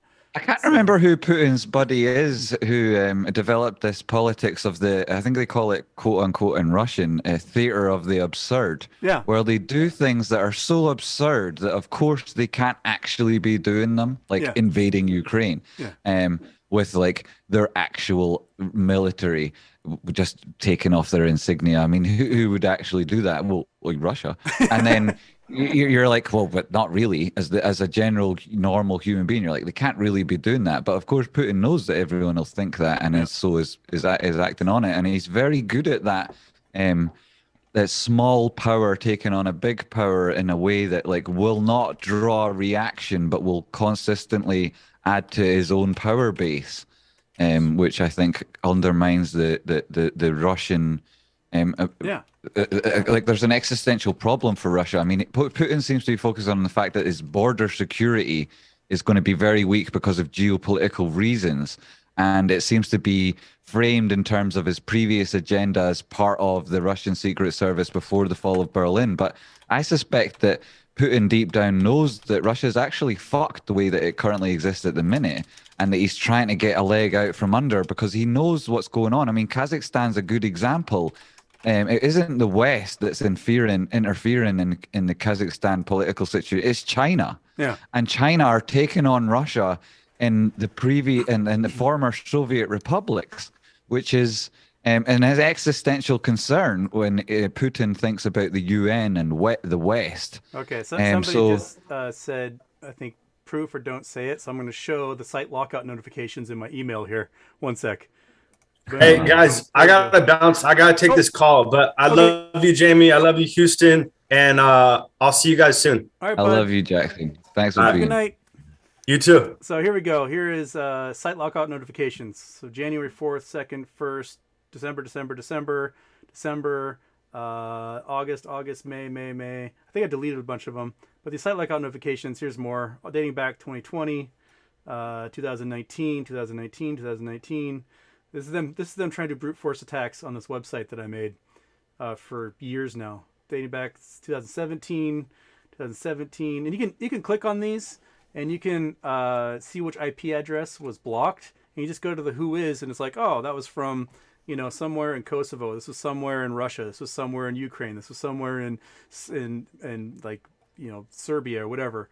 Again and again and again, it is part of that Eastern Bloc that keeps trying to hack me. Interesting, that, isn't it? Yeah. I mean, the way that the internet works, like the backbone of the internet is that like everybody in every area has access to this overall thing. But of course, then there's certain censorship placed on like geographic zones and so on. And so they can like control their own population, yet still attack everybody else. And I wonder if that is a vector that will be available via cryptocurrency as well. That method of control. Yeah. Like, so for example, the Bitcoin network is got various efficiency upgrades coming over the next couple of years, like allowing multiple transactions within the one block. Yeah, because it's really thin bandwidth right now. Yeah, exactly, right. Thin bandwidth. They've changed a little bit with SegWit, and they've got opportunities with the Lightning Network, and it's infinitely cheaper and faster, and it's going to the economic incentives are going to drive those people that support Putin to use these other systems, which will eventually, hopefully, disenfranchise him from his own power base. And I think that part of the reason he's so desperate to hang on to power is because he knows that the dynamics when he leaves are very negative for him. So, I'm very curious as to where Russia's going to go post Putin. I mean, he's in fantastic shape for a 70-year-old man, but he doesn't trust anybody else making decisions. So, like, that must leave a lot of confusion as to who number 2 is. Who is the king in waiting or whatever, the crown prince. But it's. Like he's had Yeltsin was his predecessor, who of course himself had no idea who to choose and had made Putin president, was it, or was it prime minister? One of those. Putin climbed the ranks really fast, almost out of nowhere. Mm-hmm. Yeah, he was like mayor of St. Petersburg, I think. Yep. Yeah. Good move, that, right? Yeah, but I mean, Yeltsin was hammered most of the day, so I'm sure that a lot of the decision making was actually done by other people, because he probably just was in poor health for at least the last chunk of his leadership. Yeah, it's interesting. Did you ever watch The Death of Stalin? I haven't watched The Death of Stalin. I'm not sure. I'm obsessed with them, though. It's hilarious. And the cult of personality. It's a bunch of British Shakespearean theater nerds doing a play, basically. But it's about how, like, oh, crap, Stalin's dying. I'm in charge. No, I'm in charge. No, I'm in charge. And, like, the infighting that happened amongst the power players of the Soviet Union. And I... Yeah, like what was the guy who came after Stalin called again? It's in that song by Sting. Brezhnev?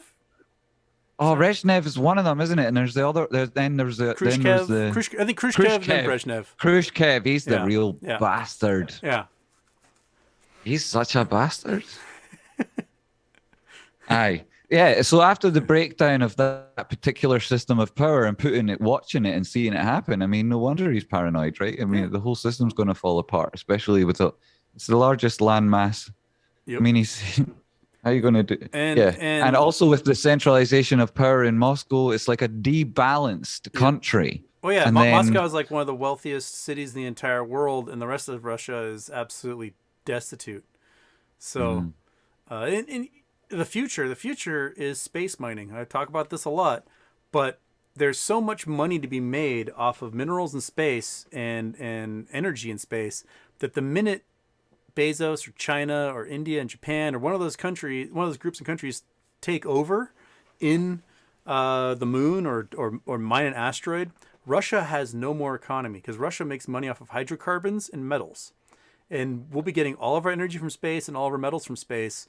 And so Russia's only option at that point is to become space pirates, to utilize. Yeah, and they're currently looking Yeah. at thinking, oh, well, this global warming isn't so bad because it's thawing the ice, and you will have these hydrocarbons. Yeah. And what they do, yeah, exactly. I mean, what are the hydrocarbons most useful for? Well, it's in generating wealth. Yep. And where is that wealth? Well, it's in space where the hydrocarbons are cheap and free. Yep. Yeah. Yeah. So you know, the 1967 space law makes every person who goes to space a diplomat.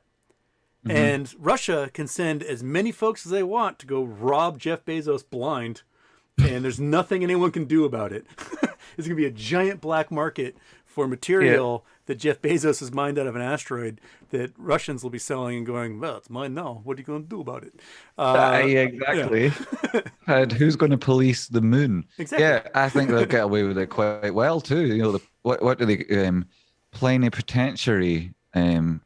Russia are very good at using those lower level ambassador roles to manipulate the how economies are perceived in other countries. You know, so it's always the plenipotentiary. Is that the right phrase? Like sort of the secondary to the ambassador, just under below a diplomat. You've got like full autonomy and you represent the country, but you're not allowed to like instigate military. Anyway, the general perspective is from Russia that we send these people out, as many of them as possible, to every consulate or embassy we have, and then try and affect like local government. And it's born out of their idea from the communist movement, where they could inspire, you know, so much of what they do is essentially just destabilization. And then again, that all comes from Trotsky and his idea that in order for the Russian ideology to exist, every other one must be destroyed. Yeah, and it's not too hard. Who they just You go to a little country, I don't know, I'll pull out my butt, like Aruba, I don't know. Sorry, Aruba, if I'm using it as an example. But you've got your Russian consulate or embassy there, and you've got a guy who befriends a local newspaper or a local city council, and he presents them with a prostitute or a little kid or drugs or something, and gets them on record breaking the law, and you got compromat. You now have this person, you can make them do whatever you want. And compromat, that's a beautiful Russian word that's made it into our dictionary because they're so effective at using it. Yep. And they once they got control of this one person, they can use that person to get leverage on other people. Like, hey, you're going to bring your friend around to this dinner. It's pretty phenomenal. So one of my sisters is a captain in the Navy, and she's naval intelligence and nuclear scientist, and she is someone that Russians would love to get to know, right? And her husband, as a college president, local college president, he got a Fulbright scholarship to go tour all these colleges in Russia for like a month. And so my sister sat him down and she's like, you are going to get approached. Guaranteed. You'll be sitting at the hotel bar. Someone will show up. They'll be wearing a University of Washington sweatshirt, and they'll strike up a conversation with you, and it's going to be on purpose. There will be an FSB agent. They are there specifically to recruit you and trap you to get to me. And they'll say something like, oh, whoa, I did my postgraduate UW also. Oh, I'm going to be in Seattle for a conference next month. Our family should get together and have dinner. And they're going to say these things to you, and they're going to figure out ways to get access to your cell phone. So you're not bringing your cell phone. You're going to buy a new device. You will use it only while you're there. You're not going to log into any social media, and you're going to torch that thing before you come home. And he's like, well, you're making a big deal about this. I don't know if I'm sure we're really talking about this.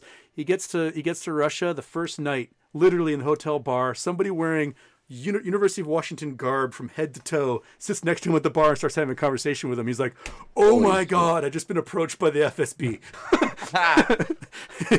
And the exact thing, like, oh, you know what? There's actually a biotechnology conference that's going to be in Seattle next month, and I'm actually going to be there. Our family should meet up. He's like, this is word for word exactly what she said was going to happen. Fake. Because that's how you get approached. They may not want you specifically at that time, but they will cast out that net, and they'll get files on every single solitary person they can, in case at some point in the future they need you for reference or have them call up or contact you on Facebook or whatever. It's a really phenomenal intelligence operating system. It like, you know, they will go and they will treat every single person. If you go to Russia, if you and I go to Russia right now, we will land. We'll be approached by some FSB agent, and they'll just keep a file on us to use in the future. And I mean, there's probably someone watching right now going, "Oh, Houston and Jamie, when those guys' passports show up, we'll make sure." But I used to wait. He's such a fucker. He keeps telling everybody our secrets. But just in case I don't know, run for Congress or become the CEO of a big company, they will have somebody in their network who has an association with me that they can call upon to influence me to get compromat or whatever. It is a really phenomenal system. Javi A asks, thoughts on Russian troll farms and Cozy Bear. Would love to add more, like hacking being legal in Russia as long as it's not against Russians. Yeah, the troll farms are a real thing. I mean, they really get mad if you get in a Twitter fight with one of them. They really get mad if you just ask them like what their cubicle is like, and they're just nondescript office building in St. Petersburg. They're like, "I am not St. Petersburg," and they start like losing their English. It's like me when I'm angry. I know why you only argue with me at 3:00 in the morning my time, because it's your working hour, and I just happen to be a night owl. It's well interesting the way the Russian, is it the GRB? Is that, or is it GRD? Well, there's the GRU, the FSB, GRU, yes, sorry. And the GRU, like the RIS. Yeah. Yes.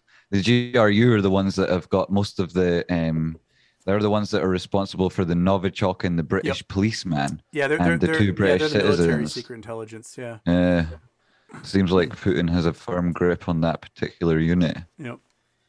So it's interesting what Russia are doing. I think it's far more pertinent right now what China are up to. Oh, sorry. We spoke about it briefly, didn't we? And the last time I was very drunk, maybe more drunk even than I am right now. And we were talking about the Belt and Road project and how China will offer financing to increase or improve the efficiency of the infrastructure in certain countries, all to improve their own the logistics, which will also benefit them, their economy ultimately. Usually it's with like free ports or some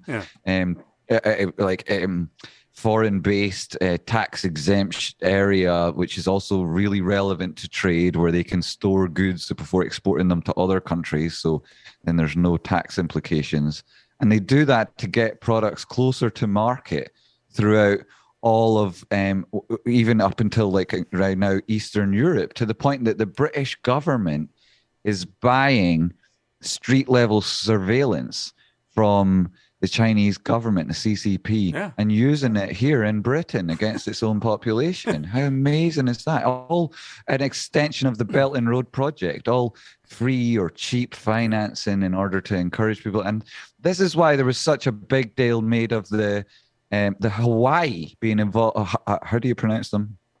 Huawei? Not Hawaii. Huawei, being involved in the infrastructure with regards to telecommunications, because of course any Chinese company that operates outside of China has to be ultimately controlled by the Chinese government. So they'll have access to and a back door over the infrastructure, critical infrastructure across all these different countries. It's pretty remarkable. My brother worked at Intel in R&D, and they were inventing some little device, and of course the device gets built in China once after it comes out of the R&D unit, and he was in a meeting with some higher up, and the higher up's like, "This is a really cool device. How are you going to build in obfuscation?" He's like, "Obfuscation?" He's like, "Yeah, we've got to basically put a bunch of stuff that's useless, like useless circuitry on this, so that the Chinese who reverse engineer everything at the factory can't figure out how it works."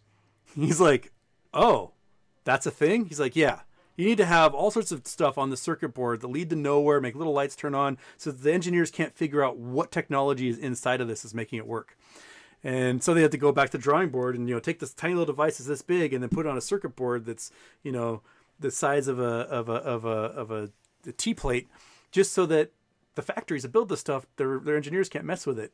There was 60 Minutes did a piece on this stuff, and they found DJI drones that had been sold to the U.S. government, had tons of extra antennas that weren't supposed to be in there that were messaging stuff directly back to China via satellite networks, and they found telecommunications equipment that was being used by the military that was being built in China that had little spy devices in them. And if everything's coming from this one place, why wouldn't you use that to your advantage? Yeah, exactly. Yeah, and we would talk about it. I mean, obviously, the focus of our channels and the people that are interested in watching are very much focused on the economy and the monetary aspect of it. And in that sense, maybe it's relevant to look at like what's happened recently in China, Kenya, where China promised so very many infrastructure projects, helped fund so many of them up to 75% complete, and then pulled out. And like that form of manipulation, that'll be interesting how that plays out long term. It's pretty crazy. Yeah. So I talked about at the beginning of the show. We got the Chinese bond market just going tits up right now, and this infrastructure that's being built by China is largely funded not by China but by you and me through our banks, our investment portfolios, our pension funds. They're the ones that were buying these bonds, that were building all this stuff, and similarly, that Silk Road, if they're building a port in Eritrea or a road system in the Congo, and they are saying, oh, hey, Congo, we'll finance this for you and build this road system, because what they really want is access to coltan and other precious minerals. We'll build this road system for you, then you owe us, a long period debt, economic hitman stuff. And that road system was probably built with money from the West, buying bonds in China. They're then going to a construction firm that's building this stuff, and then the Congolese owe them the money on it, and then China's just not going to pay us back on those bonds. But then they'll foreclose on the Congolese and own the road. So that it's a pretty remarkable, pretty badass. If you just stand back and go, that's impressive. You guys got us it's to pay hard for all not of to this, feel that way, isn't it? and you own it. Well, I think like the pushback from America under Trump was the clean dot network, which was like a version of the Belt and Road, where America would lend the money along with international partners, and instead of putting the Chinese will lend money to anyone. They don't give a shit how much of what your human rights record is like. Whereas America clearly do care about promoting Western values, because that's what supports the idea of free trade, and then will result in America being the largest consumer market, which will mean that along with the combination of the petrodollar, will mean that America's system of homogeneity perseveres throughout. And so they need then again there is some element of, we need the majority of countries that are responsible for the world economic growth to be involved in our side of the equation. So they've got pushed back now with a similar incentive for lending money, but America are going to make you pay it back. And with tanks and planes and their allies that are on your border. Whereas Russia don't quite have that, and China neither do they. So there's like a huge the carrot and the stick. Well, the stick works much better from America's, and then also there's the idea of how do they implement this system in a way that changes which would disadvantages China in the long term. And it seems to be that the Build Back Better initiative, which in Europe is called the Great Reset, which is a terrible fucking name, is now like the successor to the Trump's, or not say Trump, but obviously it wasn't him personally, but that administration's idea for how to fight back. Like this now, the Build Back Better initiative, which in domestic policy is obviously these huge new infrastructure projects and this state investment in the country. But it's also got an external perspective where America is now willing to lend money to other countries, but the stipulations are, instead of being strictly about human rights, have now got a slightly different inflection with regards to the environment and being sustainable and it being positive technologies, which of course America and the West have invested in substantially over the last few years. And it's one of the few areas where we're still ahead. So there is a big opportunity there. And I wonder how other economies and other countries will look at that now that they've got other financing options, despite some being slightly better value. Yeah. These ones offering perhaps slightly less intrusive domestic requirements upon you borrowing the money, but at the same time will lead your economy to opening up to this idea of the Western version of what world trade should be. I've recommended this book before, Confessions of an Economic Hitman by John Perkins. What a name. And he was the economic hitman in the 60s, 70s, and early 80s. And any investment that came from the U.S. or Western countries, he would go in and he would basically, the opening up was kind of, let's destroy your local businesses so you become reliant upon us. There's a couple of great documentaries and stuff that came out. One of them was about Jamaica.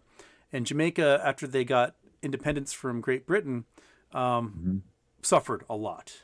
They had huge inflation. Their currency was worthless. They were in trouble, but they still had a bunch of viable local businesses. Local chicken farm, local dairy farm, the local bananas, whatever. But they needed, their currency was out of control, so they needed IMF loans to stabilize the currency. They needed World Bank loans to build infrastructure. And the United States government was like, hey, no problem. We'll give you this stuff, but you have to allow us to sell American chicken and American dairy products. But the Jamaicans like, but we already have our local things. America's like, hey, you want these billions of dollars or not? And so they went, fine, okay, we'll open this up. And what happened is that U.S. companies flooded Jamaica with super cheap chicken and dairy and beef and bananas from Ecuador and wherever, like other stuff. And all of a sudden, all of the local Jamaican companies that have been around for 100 years got vaporized. And when they discovered that the chicken, I think it's 1990, a giant shipment of chicken arrived in Jamaica, and it was supposed to supply the entire country, and had been frozen in American coolers since 1967. Fucking hell! and all the chicken farms had been vaporized in Jamaica, so there was no more local access to chicken. The farms didn't exist anymore. And so the economic hitmans, the Russia would do it. China's doing it now. In America did it for a long time, but one of the things we love to do is we build them the infrastructure.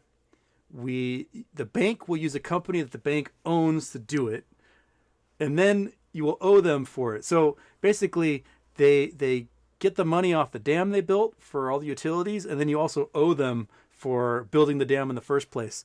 It is pretty likely crazy. they'll take a cut of their profits as well in advance of it. Yeah. Joey Geiger says, "Love the show, broad conversation." And then there was another super chat that I missed earlier. Sorry, I got to get to these because I'm not a no dick. problem. Natsuka Hirabashi, Bettina and the Overstock CEO. The plot thickens. Well, I did not hear about that one. Well, the Overstock CEO was a big NRA guy, I believe. So maybe.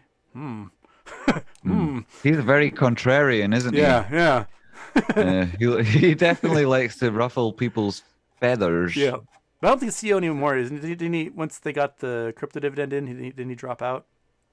But I love being able to have you and other people drop in here, because if it's just me talking all the time, I feel so weird. I love to have people I can bounce stuff. It doesn't. It super feel weird. You can't. The people will type things in the chat box, and there's that parasocial aspect of YouTube where the way I was always understood it before I was on YouTube was from the viewer's perspective. Does this person really know me? And am I actually connecting with them, or and you don't know from that side how it works. And then when you're doing the YouTube and you're the person and you're like the same real dude, and you're reading the messages and you're like, it's just it's just text message. You don't know what the person looks like or what their life's like, and you feel like. I make a mental picture of every single one of them. I have no idea if I ever meet these people in person, how close my mental picture is going to be of them.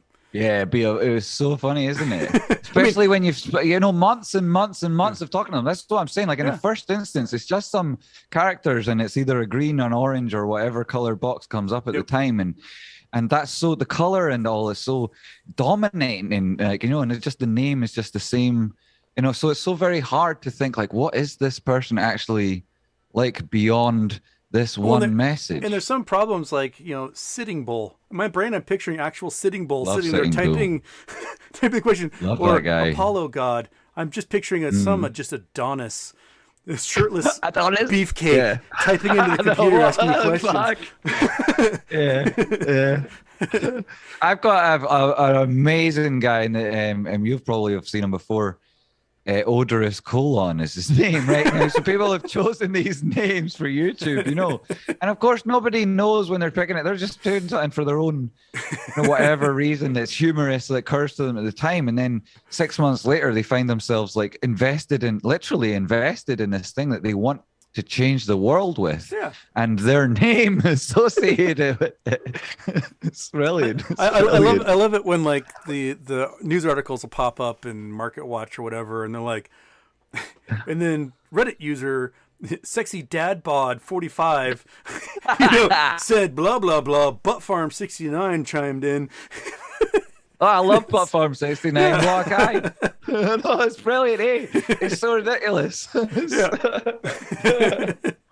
Oh, it cracks me up. My YouTube channel has my own name on it because that's what I had to use for my students because I was doing video. So I'm like, all right, well, I'll just be Houston Wade. There we go. I didn't get to have a fun, sloppy gash 92 or whatever. Well, that was a very... Well, my mother would disown me. She's watching this right now. Yeah, I know, right? That was a very illustrative... Yeah. You picked that one. She does like get all the notifications like, I watched your YouTube channel, and they're like, oh god, what did I talk about the other day? Oh god. So mom, if you watched this one, sorry. Love you. Well, I think it's amazing having people like yourself here. I mean, it's a credit to it. There's so many people from so many different rungs of society or levels of experience that are all pulling in the same direction for what are essentially good reasons in order to change a situation that will... The most pertinent thing about it is it will change the circumstances and environment and opportunities for other people other than me. And how often do you have a movement like that that's ostensibly about changing what comes next as opposed to what's already happened? It's so very unusual. When I did my Twitter thread so long ago, I opened up with, this has the potential to be the largest transfer of wealth in human history.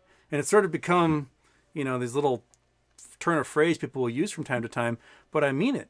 I mean, when else, other than perhaps the Black Plague in Europe, has so many people had the opportunity to change socioeconomic status so fast? The Black Plague, it was noblemen dying and then some serf going, all right, well, I'll live here. Yeah. But in this case, it is, there are going to be some big time trust fund billionaires who get vaporized in this. And we will be taking their money from them, and we will be the new trust fund billionaires. And I love that phrase you said. I spoke about it, this a similar idea, and I'm not sure. Like I can't say if I didn't borrow it from you, but that idea, like the greatest transfer in wealth in human history. That phrase, I was most familiar with hearing that from those people who control the current structure of the way the financial system works, who've got their finger in all the pies. And they were talking about how when our parents die, the boomer generation, all of that wealth transfer into us irresponsible losers. We'll need these gods of finance to tell us how to manage our money. That's how I'm so commonly heard of hearing, like, the greatest transfer in the wealth. And then that argument has been co-opted by even like the nefarious actors in the cryptocurrency sphere who are saying things like, your parents will die soon, and then all this money will be given to these ignorant children who've got no idea what to do with it, and they're going to just put it straight into Bitcoin. Yeah, these ignorant children are all in their 40s and 50s. Right. No, right. They've already got second mortgages and that. But okay. okay. but there's this idea, like that idea has been used like this, and it's true that transfer of wealth, it will happen at some stage. And where is it going? Are we going to put it in the hands of those people whose own hands is up our ass? Yeah. Or are we going to put it somewhere where we can actually control it, somewhere that's also sort of a little bit separated from this international system? So for example, the Gary Gensler was doing, before he became in his current role as the head of the SEC, you might have noticed his efforts with the war gaming with Harvard, and how they would approach the framework when it was being compromised by, say, China or somebody else trying to escape the sanctions regime using a cryptocurrency. And since he was wargaming that out, China have obviously launched their own digital cryptocurrency, and are now starting to push that via the Belt and Road Project and co-opt other countries into this system, which will be separate from the current American/Western system of SWIFT, to evade sanctions. And then, it's not like it's a new thing. Kim Jong-un, the twat's been doing it for ages with Monero. They try to get around the way it works, And I am not a believer in this idea of a just war. And I don't think a hot war has ever benefited the common person. No. And nor do I believe the Cold War worked as we wanted it to. But the system of defeating apartheid in South Africa, the way corporations were able to withdraw from sponsorship of these regimes because they knew that the domestic population would disappear from their balance sheet if they were to do it. I think that is the way forward. And I see companies like Airbnb sponsoring the Olympics in Beijing, when I know, and every right-thinking, decent human being knows, that the CCP regime is involved in genocide against the Uyghur population in the east of China. And they're doing it today and tomorrow and the day after, and they've been doing it for months. Yet we have companies like Airbnb, who exist entirely because of Western society, sponsoring these authoritarian regimes who control a population who don't get to benefit from Airbnb services. I think that's a disgrace. And I think companies like Airbnb should have their arse ripped out of them. I think they are a disgrace. Well, look at the NBA, National Basketball Association. So much licensing happens in China that anytime a basketball player says something that could be inherently negative about China, some minder comes in and is like, you got to take that back. You got to apologize on Weibo. You've got to say you're sorry because China's going to pull, all these leagues and these licensing deals. So, the weight's getting thrown around. And the United States government... The same thing you talk about with the NBA happened in, that's such a large... such a very beneficial to America to have that sport and to be situated in America and for the tax revenues. And a similar situation is in Britain with the Premier League, it being by far the most lucrative league for soccer. And one of the biggest clubs in it, Arsenal in London, one of their at the time was their highest paid player. From Turkey, or at least he's very friendly with Erdogan anyway. Mesut Ozil, he came out and he criticized the way that the CCP treated the Muslims in their country, and everything he said was 100% true. And he was dropped, and he never played for Arsenal again. He was their highest paid player. That's the control that these other foreign governments have over our society, and how weak our government is, that it doesn't fight back properly. I understand and I agree. And like I said before, I don't think that war helps. There's certainly hot war, and I don't think there's any benefits to a Cold War. But that idea of what was the diplomat that proposed that idea of pulling it? It was the Mitchell. It was Mitchell. He was an American diplomat who proposed this idea of the corporate withdrawal from South Africa. Yeah. And why can't we do that again with China? Why can't we do that again? I don't care how big their economy is, because the truth is that world trade depends on America, not on Europe, not on the EU, not on the coalition of these stupid nations who constantly fighting for the odd mile in the middle of some essentially ambiguous area between France and Germany or Germany and Russia. It's America that controls so much of the world and so many of the distribution of productivity. And how can we not? Is it some sort of weird arrogance, or why can't we all get behind what is obviously the good and stay away from the bad? And it's so clearly distinct that there are two. Bad It's America so are good, money. China are bad. Why is it? I live in Scotland where we are essentially under a system of imperialism, where England and Great Britain have the majority of a say over many of the democratic institutions in my country, which is a different country from England. And I can sit there and have a degree of nationalism, not in the jingoistic aspect, but in the patriotic aspect for Scotland, and at the same time work within this system. How is it that the rest of the world is so jealous and self-harming in their refusal to get behind what is the Western way of life, which is human rights, which is liberties rather than entitlements, which is the true freedoms that human beings are they're born with? Why is it that other countries are so pathetic and people are so small-minded that they can't contribute to what is the obvious common good? And I feel like it's a little bit of a And I also feel like I'm aware of the fact that I'm not in America and I'm saying this, and a lot of my audience will look at me and say, well, that's sycophantic. And I'd say, well, where the fuck are you? Where do you stand? Where do you draw the line? Because in your little country, when you face the true power of geopolitics, you're screwed. Where are you going to then go and run to America and beg for them for help at that point? Yeah. Because the dynamics will have changed then. And at the minute, Germany, Britain, France, and America together can put the clamp on this Chinese propaganda and control over other populations and this stripping and removal of human rights. And it's a disgrace too, because not only do they expand their nefarious and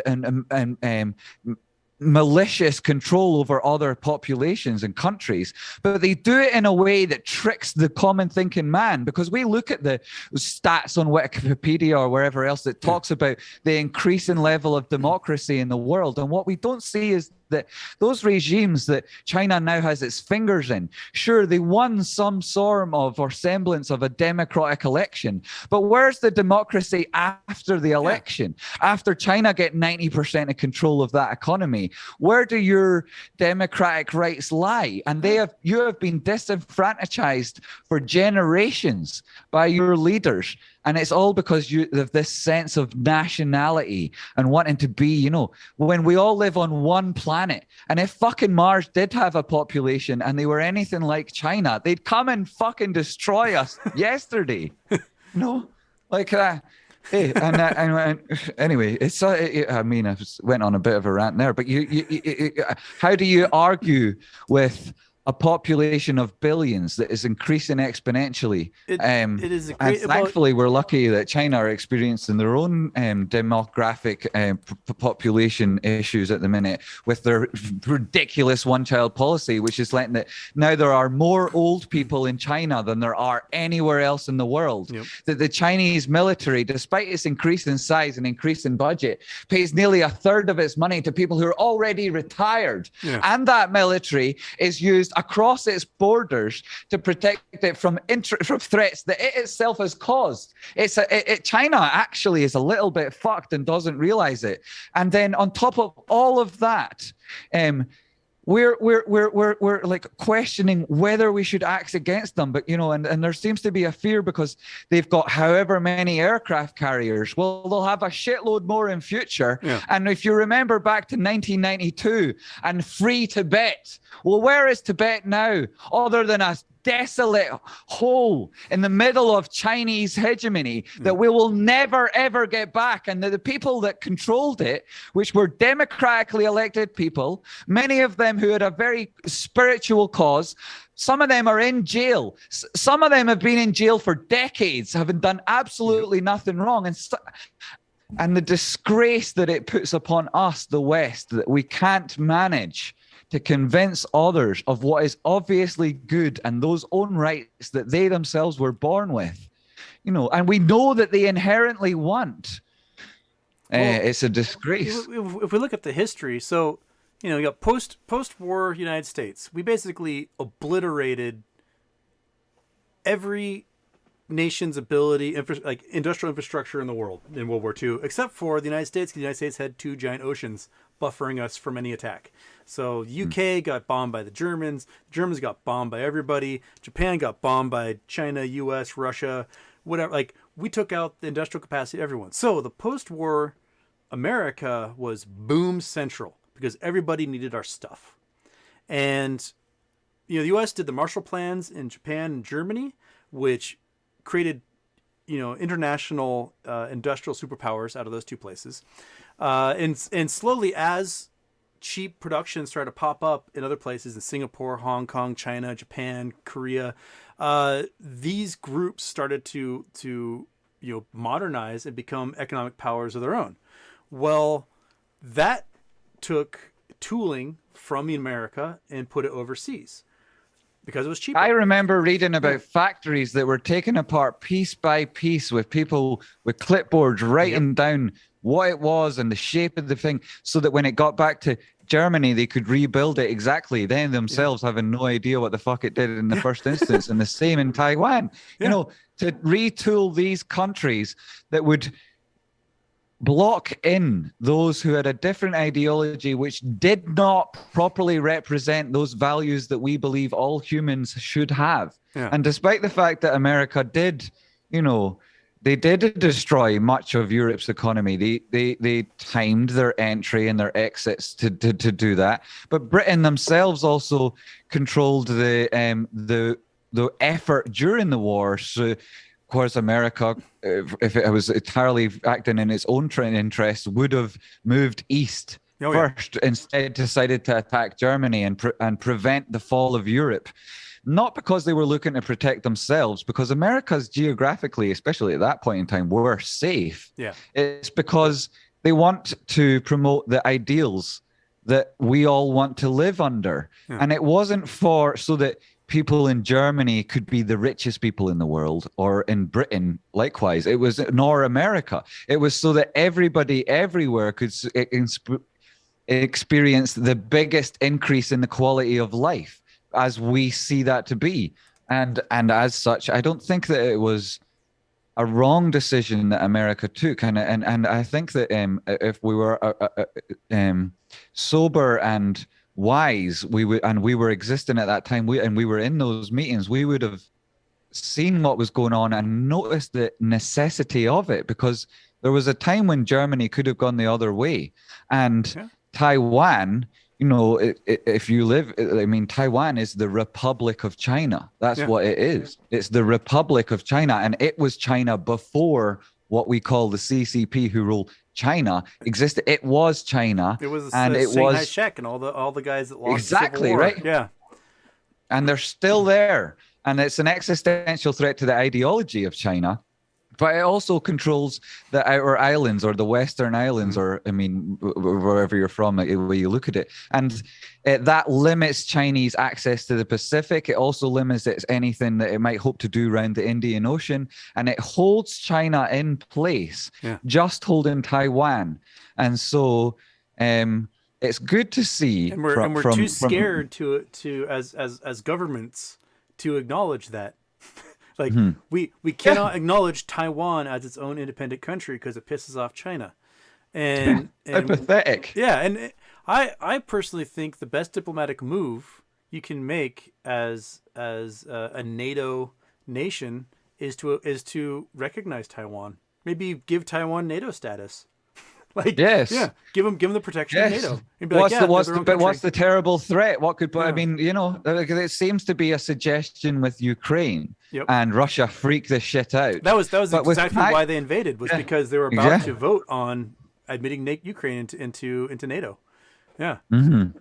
Exactly, just about to, and that's what, and they had control of the is it the prime minister of Ukraine? Is that the way they've got a parliamentary democracy there? Yeah, well, president? Yeah, it was. But yeah, they had control of him, right? Yeah, Zelenko, yeah. He's I don't really know where his loyalties lie, but they have a history of Russian backed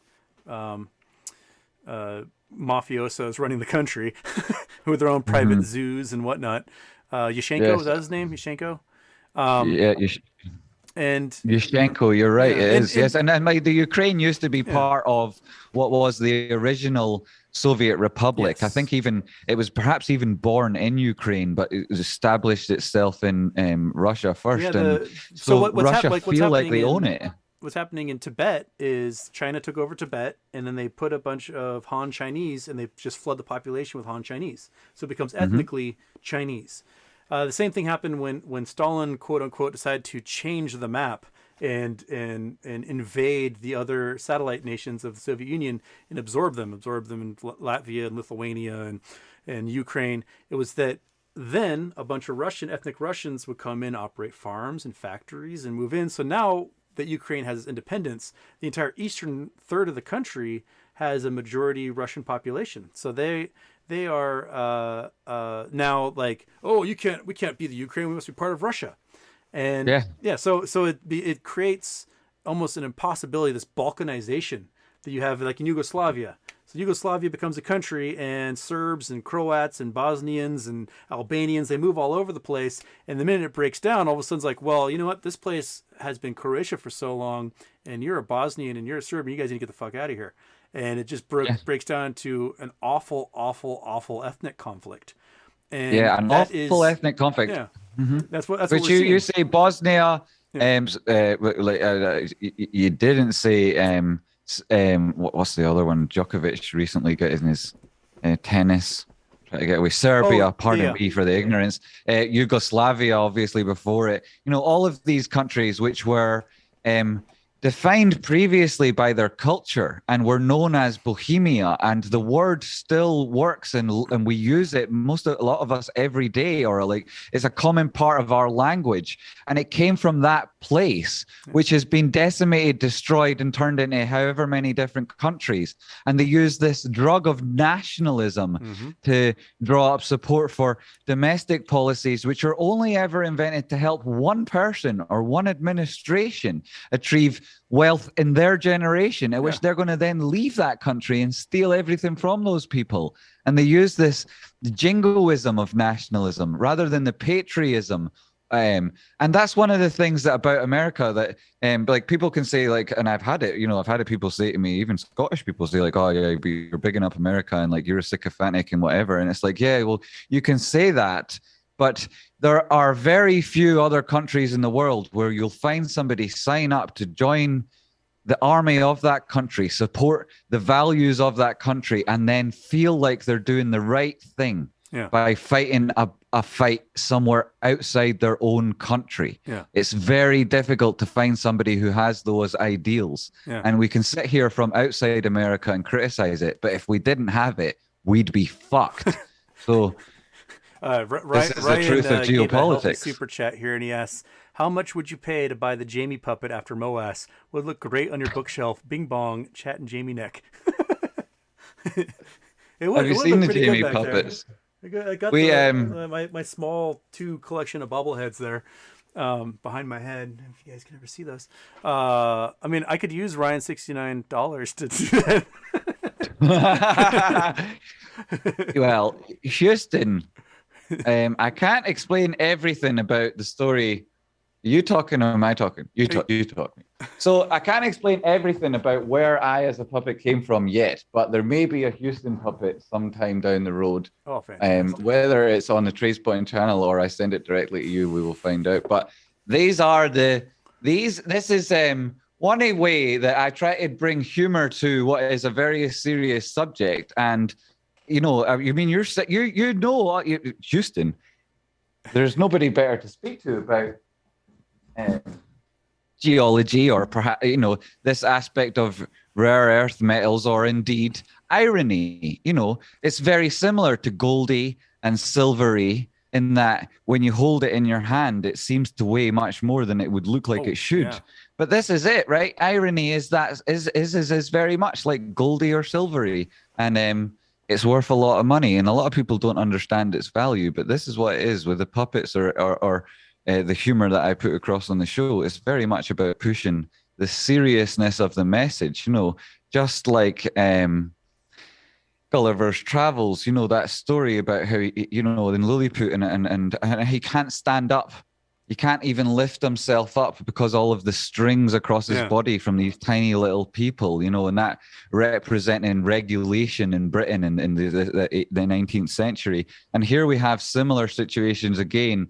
And these regulations now, because our perspective of the world has broadened, these controls over us, again, have had to have broadened and then have imposed such absurd and abnormal ways of living upon different countries that they themselves have only existed for 1 or 2 generations. And so I think like puppets are a really good way of expressing the way the world should be. It reminds me when I was in elementary school, our school counselor, I don't remember her name, but she had a little dolphin puppet named Jackie. And we'd always have to talk to the dolphin puppet about things because they always it just made it a lot smoother if you could just tell your things to this puppet and not to the grown adult that was there with you. So my parents are getting divorced. Well, tell the puppet about how you feel. I like it. Yeah. I'd like it. I like that a lot. Puppet therapy works. I was working in a bar. This must be like 18 years ago, and there was a couple that I couldn't tell if it was therapy or if it was their kink.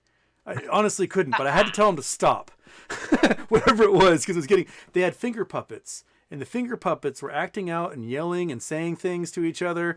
And I was like, yeah, there's 100 other people trying to enjoy their meals right now, and you're being fucking weird. I love it, though, at the same time. I love that. A little Spider-Man finger puppet that a friend brought back from Chile for me because Oh, yeah. There we go. There's Spider-Man. I can't see a camera, and I closed the YouTube stream to get them. Shit! But I'm imagining it. I'm imagining Spider-Man playing on your fingers. There was somebody in Chile knit and sold at a little. Nice. It's amazing. I Spider-Man one year for Halloween, where I wore like a 2-year-old Spider-Man outfit, and I was damn sexy. I'll tell you that much right now. Well, there are many Spider-Mans, and I would suspect there is definitely a Houston Wade one out there somewhere. The only Spider-Man in the world who will throw his back out trying to pet a dog. Yeah, well, it takes all types to say. You're very modest. I've said this to many people. You're a very modest and magnanimous individual, Houston. I don't know if you see me in some of my Twitter fights. I will have to throw down sometimes and just be like, no, I am the authority on this. It's time for you to pipe down. But usually I don't get on my Jamie William Wallace rants as often as you do. But every once in a while someone like pokes me in the right button and I just kind of lose my shit. My eye twitches and I have to go on a 20-minute rant. And yeah, but when I read these rants, I'm thinking like, this is totally sensible. This makes perfect sense. This is one of the things what people don't seem to understand is that when they, when I first knew of you, it was of this Twitter thread that you speak about. We mentioned it before. It was the gist, and it was so encouraging to me gift for me to read that and see what you had written there, and now to be speaking to you, it's amazing, right? These little, the way things go, and how what I was at that moment reading these things, and I had GME and was thinking about these things, and now to be showing these shows, talking with you, and when I first heard about you, I was like, well, who is this Houston guy? Just some. I saw you were getting a hard time from one particular person on the internet, and yeah. yeah, who cares? Eh? What a fucking loser! And then when I saw how you handled the situation, and I was like, that's, aside from everything else, that itself is inspirational, And I went from feeling like seeing what was going on, and feeling a genuine compassion for you, and thinking, I wish I could help this man in a situation which would solve that problem, but I haven't the power. Yeah. To seeing how you dealt with it so graciously and so well, and destroyed that person's approach, so that anybody else was to see their tactics would ridicule them. And I thought, wow, that's such a very good example to how to handle that situation. And you'll never get the credit for it you deserve. And at the same time, you've really handled it perfectly. And I had so much admiration for you. I went from compassion and thinking, this guy doesn't deserve what's happening to him, to and like, that is the way you deal with this shit. And so much respect for you. I was a debate nerd in high school, so they teach us how to handle the criticisms or the attacks. And I don't know. I also was raised by a woman who really didn't take shit from anybody, and had no problem raising other people's children. And there's stories. My mom was a nurse, and there's stories that I'd hear from her coworkers about how she cured a man's schizophrenia with a look. There was one time in I guess they had a psych patient. He's going bonkers.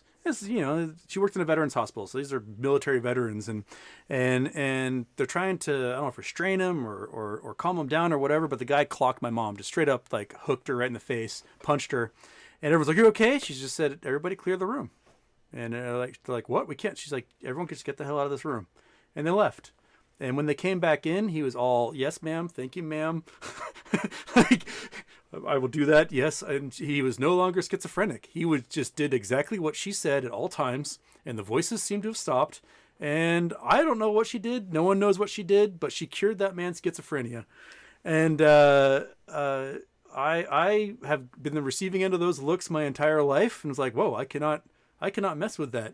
And as an adult, when the shit comes, I channel my inner Abigail Wade, and I can easily just put my foot down and be like, no, you're not. Big respect, Abigail Wade. And I don't know where she got it from, but her mom called her Mrs. Bossy Pants or something when she was a kid. But you see, this is another example of how you're modest. You pass the credit on to somebody else, and I've seen you do that so very often, and it's really yours. So you deserve the credit, and you could have been anyone despite your parents. Yeah, snap.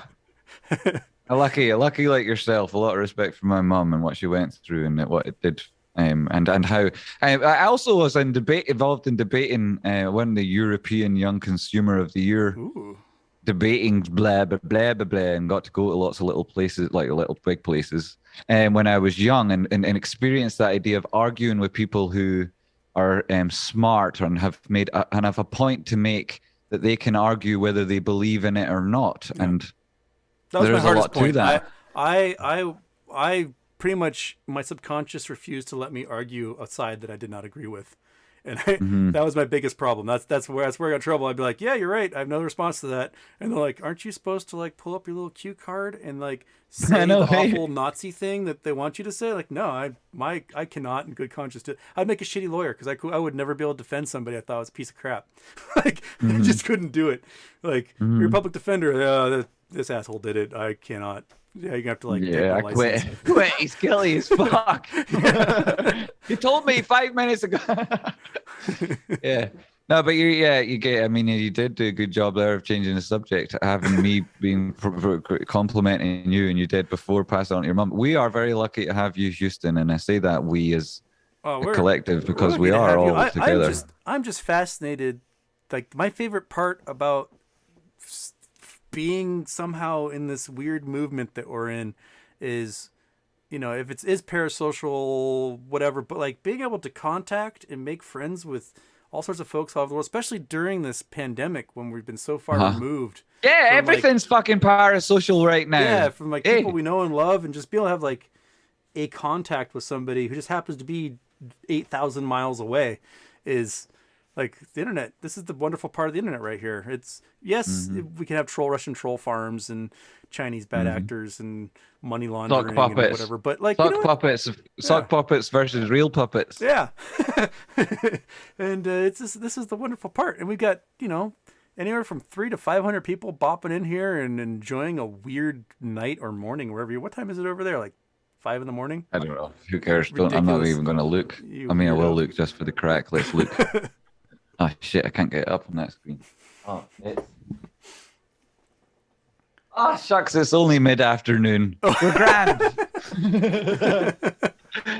Joking. I didn't actually see the time, and I thought, oh, fuck it. But yeah, it is. And then I brought that up, that word parasocial, because that's so much of what it is. And like people like yourself actively try to engage with the person who's asking you the question and deliver an answer that I actually answer the question you've been asked, rather than present the information which you yourself happen to want to talk about or whatever it might be, which is what so many YouTubers do. Yeah, I only have about 5 minutes of that ammunition at the beginning of each show, and then I'm out. I need the folks to steer me somewhere, and because unless I happen to get triggered into a rant, which is maybe a once a month thing. But I appreciate the weirdness of everybody who's on here. Yeah, that's a really good way of putting it. Yeah, we'll talk about a stock. We'll talk about Russia. We'll talk about Chinese bonds. We'll talk about what weird pentagram you just sent me to in Kazakhstan to look at on Google Earth. It is like it keeps it fresh. It's bebopping and scatting all over the place. I love it. It's jazz, baby.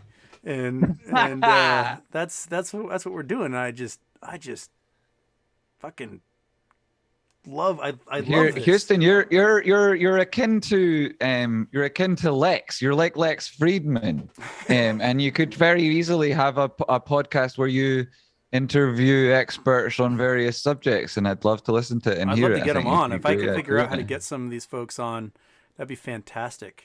Well, I mean, yeah. Well, yeah. I mean, I also love. I think there's a route to it. I'll definitely help if I can. I do spend a great deal of time on Twitter because what else am I going to do when it's pissing rain outside and I don't have any classes to teach or whatever? But you live near Seattle, right? I've heard you've got as much rain as we do. And I curate my Twitter feed I got scientists and Jeopardy champs and just some fantastic comedians. And I do wish that this channel can get to a point where I can invite some of these comedians and scientists on and have them not be like, who the fuck are you? I don't know. I never heard of you. And just be able to chit chat with them. And that's like my own parasocial need is like, this person has brought me so much joy laughing at their quips or being amazed at their talent or science that I just want them to be able to come on and I can just sing their praises and just sit in awe on Zoom with them for an hour. It is. Yeah. And if you see, you would be good at that. But you know what? I'd love to see you ask a couple of bastards some hard questions as well. That's what I'd love to see. We'll see how long they would last on here. I'm sure they'd be like, take their microphone off and storm out of the studio type thing. Yeah, I wonder how that would work on YouTube. Well, you mean the hard questions from people that aren't necessarily bastards? Like this is so many of the people that you might want to speak to, you would have serious questions to ask them, and they might have good answers that people don't generally understand. And because people haven't put it to them, though, so for example, if we were sat here right now and you were Elon Musk, I'd be talking about how so much of the critical part of your lithium batteries comes from the cobalt mines in the Democratic Republic of Congo, and how the daily wage there is less than $3 a day, and the life expectancy is 35 years old, and the brutality of the society is extended by your involvement in that country. And he would probably put back to you, or like the necessity of that raw material, and how his interactions economically are all intended to improve the general situation for most people, and it's better than nothing. And then you would want to put that idea of the how South Africa was managed to improve itself externally, how we could perhaps do that in these sort of countries. And he would put across probably then the fact that it's such a large land mass, and to control that kind of thing, the infrastructure, the feasibility of it would make it then not profitable, and how it isn't possible. And to have those questions and that conversation evolve with someone like yourself asking them, who's like cognizant, listening to the argument and able to respond in a way that asks the next question as well. You know, I'd love to see that, and I think you would be ideal at doing it. I like, how do I want to phrase this?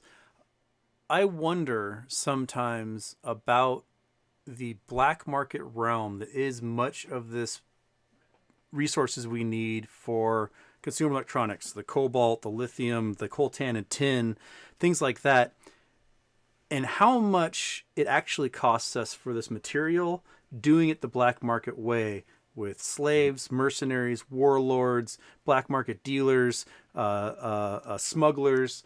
Like, are the human costs along the way, plus the actual physical costs of all these folks, does it actually cost us more than if we did it legitimately?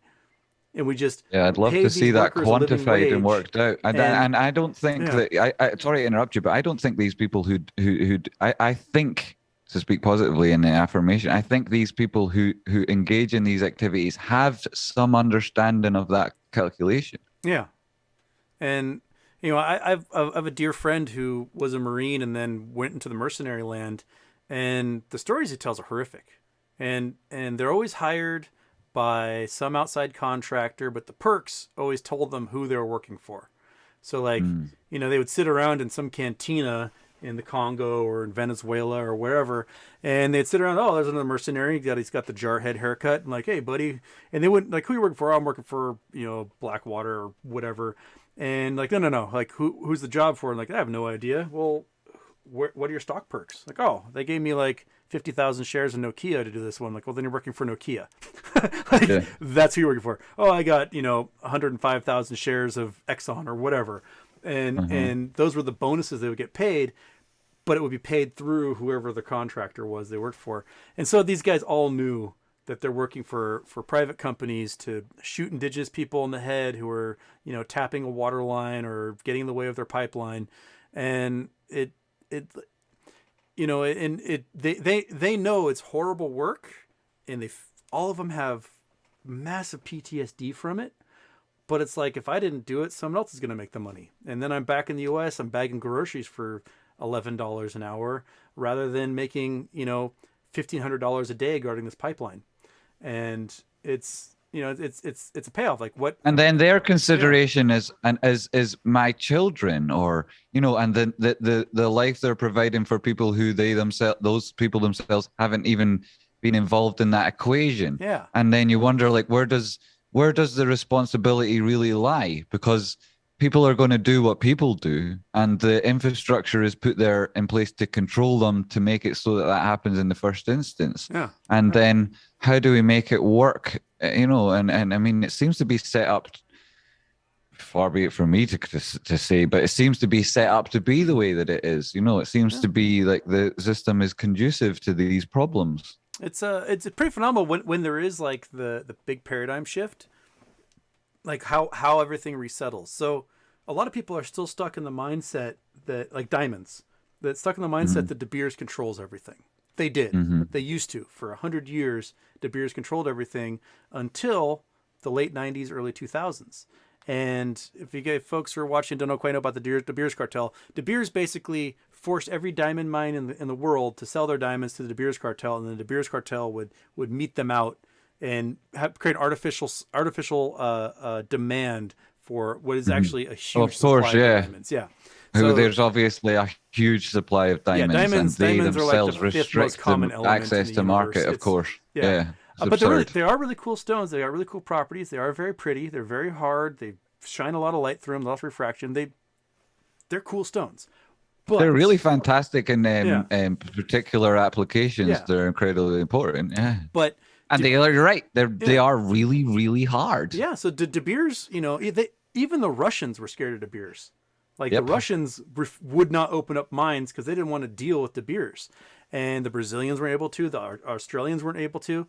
And in the late '90s, University of Washington geologist was looking at maps of northern Canada, and he was like, "Huh, looks like these might be kimberlite pipes." So he went to the Canadian government. He's like, "Can I get permission to go to the Northwest Territories and see if these are diamonds?" And the Canadian government was like, "Hell, here's $3 million in a team. Go for it." He's like, "Well, shit, that's awesome." And he goes up there and he makes one of the largest diamond finds in history. And the Canadian government's like, "Cool, let's open up some diamond mines." So they start opening the diamond mines, and the De Beers is like, "No, you got to give us our share." And the Canadian government's like, "Screw you. These are our mines. You're a bunch of weird Dutch guys from South Africa. I don't give a crap." And they went to war. It's a secret war where people are being killed on both sides, equipment's being sabotaged, there's Dutch secret agents, Canadian secret agents, and this thing went on for years until the Canadian government absolutely crushed De Beers. And all of a sudden, 10% of the diamonds in the world were coming out of Canada, not through the De Beers network.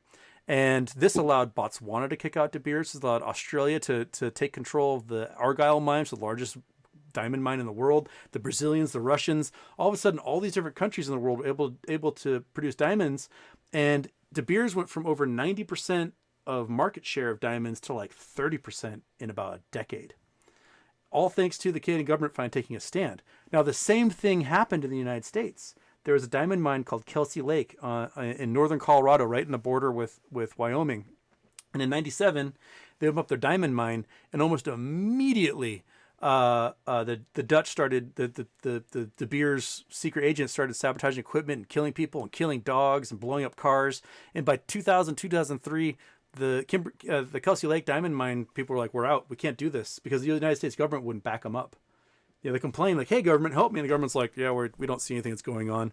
And it just became impossible for them to guarantee their own safety. So they shut down the mine. This mine was producing $100 million in diamonds a year, and they could not afford to keep themselves safe. All about the same time that they're messing with the Canadians as well. So, but then we had this huge paradigm shift. Now we've got diamonds coming from all over. And I think the most beautiful part of it is Botswana. That Botswana was able to kick out De Beers. They're able to take control of diamond mines, and they're started to in-house their own faceting, so that everything's not being sent to India or Antwerp to get cut. It's being cut in-house in Botswana and sold at the high prices that you want. Because a rough diamond sells for, I don't know, $1 to $10 a carat, $100 a carat maybe. A cut diamond will sell for $1,000 a carat. So if you can cut them in-house, you just 10x your entire investment in Botswana. And it's beautiful. It's I think one of the best changes that happened in the 20th century so far was Canada kicking the shit out of the De Beers cartel. I don't know how we got on that tangent. I don't know the history of it, but I'll look it up having heard you say it. That's interesting. Thanks so much for enlightening me. I do remember something about Canada and De Beers, so that's super interesting. I also what's funny is that De Beers bought the biggest mine in Canada recently for a fortune from the Canadian government. Finally, so the Canadians got their money back. Yeah. Good. This is obviously the way that it's set up to work in the first place, and we have to work through so many of the machinations of corporate activities that are obviously they're illegal even if a state's doing them, but certainly if it's a corporation, and to see that happening across the world in order to control just one tiny market is a bit of a disgrace, and it's so much of this democratic deficit that's stripped away via the corporate involvement in government. And like you say, it was Dutch Secret Service, and the British and the Dutch Secret Service worked together hand in glove for years and years, like Royal Dutch Shell. And when the British Secret Service have their top secret meetings outside of government infrastructure, it's at Shell headquarters or at Shell offices across the world, and they're quite obvious about it. These companies have huge intelligence operations. They've got their own private militaries because they're going into shady place, Nigeria, Venezuela, wherever they're Fucking going. hell, what they did to Nigeria. Oh, dude, Nigeria is just brutalized by the oil exploration there. Just absolutely poisoned. It's literally. It's They'll deliberately sabotage their own oil pipelines to destroy communities on passage. Yeah. And destroy the land for hundreds of years. The UK, the United States, Canada, we have rules on environmental regulations. So you have to make sure you're not going to spill poison into the river systems or have these pipelines, whatever. And it makes mining material oftentimes really expensive. We've got plenty of coltan and tin inside the United States and inside Canada, but coltan and tin operations produce a lot of radioactive waste. People don't know this. It's very toxic to mine this stuff. So we will gladly have a 12-year-old in Congo or Rwanda or Uganda mine the stuff for us, and they can get all the radiation poisoning they want because there's no regulations. They can get all the rads burned into their bodies and their DNA just shredded by this stuff, so that we can use our cell phones. And because of the nature of our global markets and technology, like this beautiful technology that you and I are sharing right now across the entire planet, talking to each other, every single apparatus and device has blood money in it. And it's disgusting. It is. But it's unavoidable. You and I don't have the power to go and find a fair trade, web camera. I don't even think that I could win the argument to say that it isn't ultimately for good. Yeah. And that aspect of like the way that people so often put a utilitarian argument to you and say this is for the greater good. Yep. And it compromises yourself because maybe it's true, 6 billion of us now have smartphones, and the personal freedom and the quality of life that goes up from that is incredible. Yeah. But then that's not a permanent thing because we need the raw materials and they themselves 2 are years that cell phone finite. is broken or obsolete and you gotta go do it again. Yeah. It's it's crazy. Sal E. Mander says, Houston, can you tell Jamie in the audience to drink water? And check out Uranium Shout from Vancouver. Yeah, Uranium is a cartel right now. Uranium's a crazy cartel. They consolidated in the last 2 or 3 years, and now it's basically one group that controls all the uranium production in the world, and 42% of which comes from where, Jamie? I knew that it used to be Australia was the biggest exporter of uranium, but now I'm somewhere in civil strife at the moment. Kazakhstan. 42% of the uranium in the world comes from Kazakhstan. Yeah. Oh, that's right. And it's just fucking sitting on the surface. Yep. It's not even like they need to get lateral mines. Yeah. So not only is it there, but it's the cheapest to extract. Yep. Yeah, it's interesting that. And what with all the new modular reactors coming online and the new energy systems that are going to be China just distributed. released a reactor that's going to power their offshore oil rigs. So you have nuclear power on the ocean powering offshore oil rigs in places that get absolutely ravaged by typhoons about 20 times a year. Yeah, which they won't give a shit if it falls into the middle of the ocean either.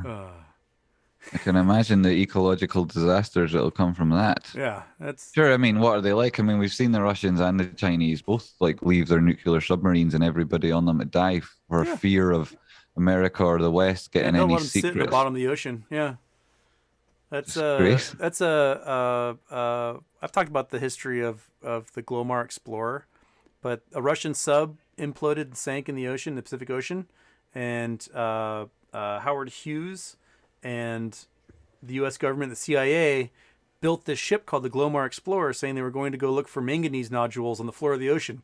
And they were actually going out to go pick up this Russian sub off the ocean and get all the tech off of it and figure out how one of these days, manganese yeah. nodules will turn out to be a profitable business. What? Well, one of these days, yeah. The ocean's got plenty of stuff we can mine from it if we could just figure out. I mean, ocean water itself is 1 part per billion gold. If we could figure out how to get that gold out of there, that'd be fantastic. Problem is, that's a good idea. It's locked up in the salt whenever we try to get it out, and we can't do anything with it. Yeah. Wow, that is so interesting. Yeah. Houston, I could talk to you for about 4 weeks. I suspect we will talk for more than 4 weeks when we add it all up. I do have to go to sleep shortly. But I want to say thanks to you for having me on. You're so generous. And not only are you so generous, you're so easy to talk to, and you're so charismatic in these small ways that makes it feel so welcoming. You know, honestly, I can't say it thankfully enough. Often I'll feel anxiety about going on my own show and being on the internet and that. But when coming on and speak to you every time, it's been such a pleasure. And I thank you so much, and your audience who are all really nice people. Thanks so much. Oh, thank you as well. Thank you, man. Houston. It's wonderful, and get some sleep so that your vampire cycle can continue. And slip back into that coffin and avoid the daylight. Yeah. Oh, yeah. It's not the coffin that carries you off. It's not the cough that carries you off. It's the coffin they carry off. And I expect I'll be very comfortable when I get into mine. Yeah. Thank you, Houston. And thank you for welcoming me onto your show so often. It's appreciated. I'd love to do a show with you about the Road and Rail Network. The Belt and Road initiative in China. I'd love to do a show with you. And I was thinking that next week I'd do some sort of fundraiser for the Human Rights Foundation. Okay. And that perhaps, I could get you on during that, and we could talk about some of the fundamental freedoms that the majority of the world live without. That is, we're going to have to work on that. I fly out to Switzerland on Tuesday. And I got to figure out, when I get there, how I adapt to the time change, and exactly, because I'm going skiing, so I'm going to be skiing during the day. Nice. And when I get done skiing, I got to make sure I do my shows. We'll figure it out. I'm supposed to go on with Cosmic Lightning Warrior. Al wanted me back on. I'm gonna try to do a bunch of interviews while I'm there, maybe from picturesque places while I'm there. Good people. There'll be good people. I'll be tuning in. We'll figure it out. I don't know when, but we can do it. Yeah, we'll do it. Yeah, we'll do it. Yeah. I love you, Houston. For a charity. But all right. Good night or good day. Yeah. And peace. Fucking good year. Happy 2022. Yeah. Happy holidays. Let's all the get it. best this year, Houston. Thanks so much for being so welcoming and friendly with me. Appreciate it. My pleasure. All right, everybody. This has been we are switch to Big Houston. Doink. There I am, a big. And there's Monkey Butt still under a blanket, having a good night. Yeah, everyone. Jamie's signing off and saying goodbye.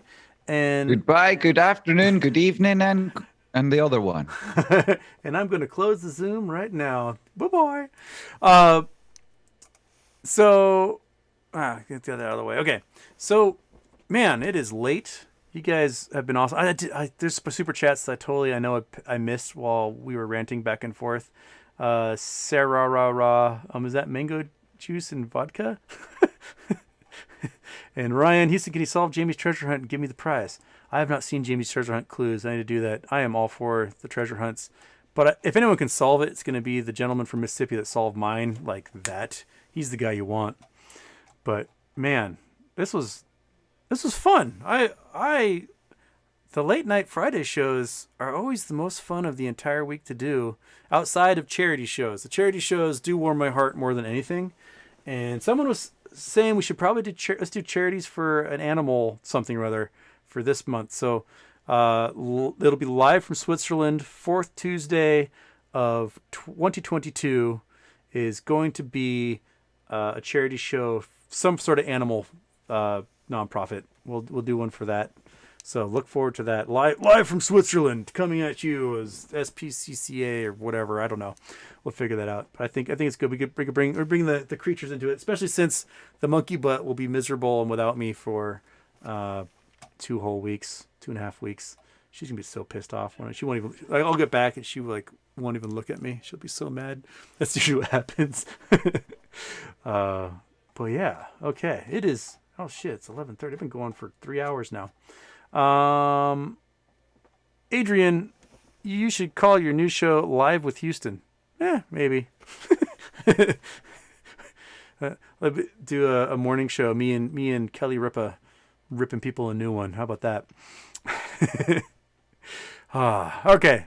I think it's time for me to tune out. It's 11:30 on my time, and if I'm wrecked, Jamie's absolutely just blown away right now. That was so lovely. So lovely when they can jump in and do that. I love that. Okay, everyone. I'm going to wish you a good night, and I'm going to give you what you want, which is this.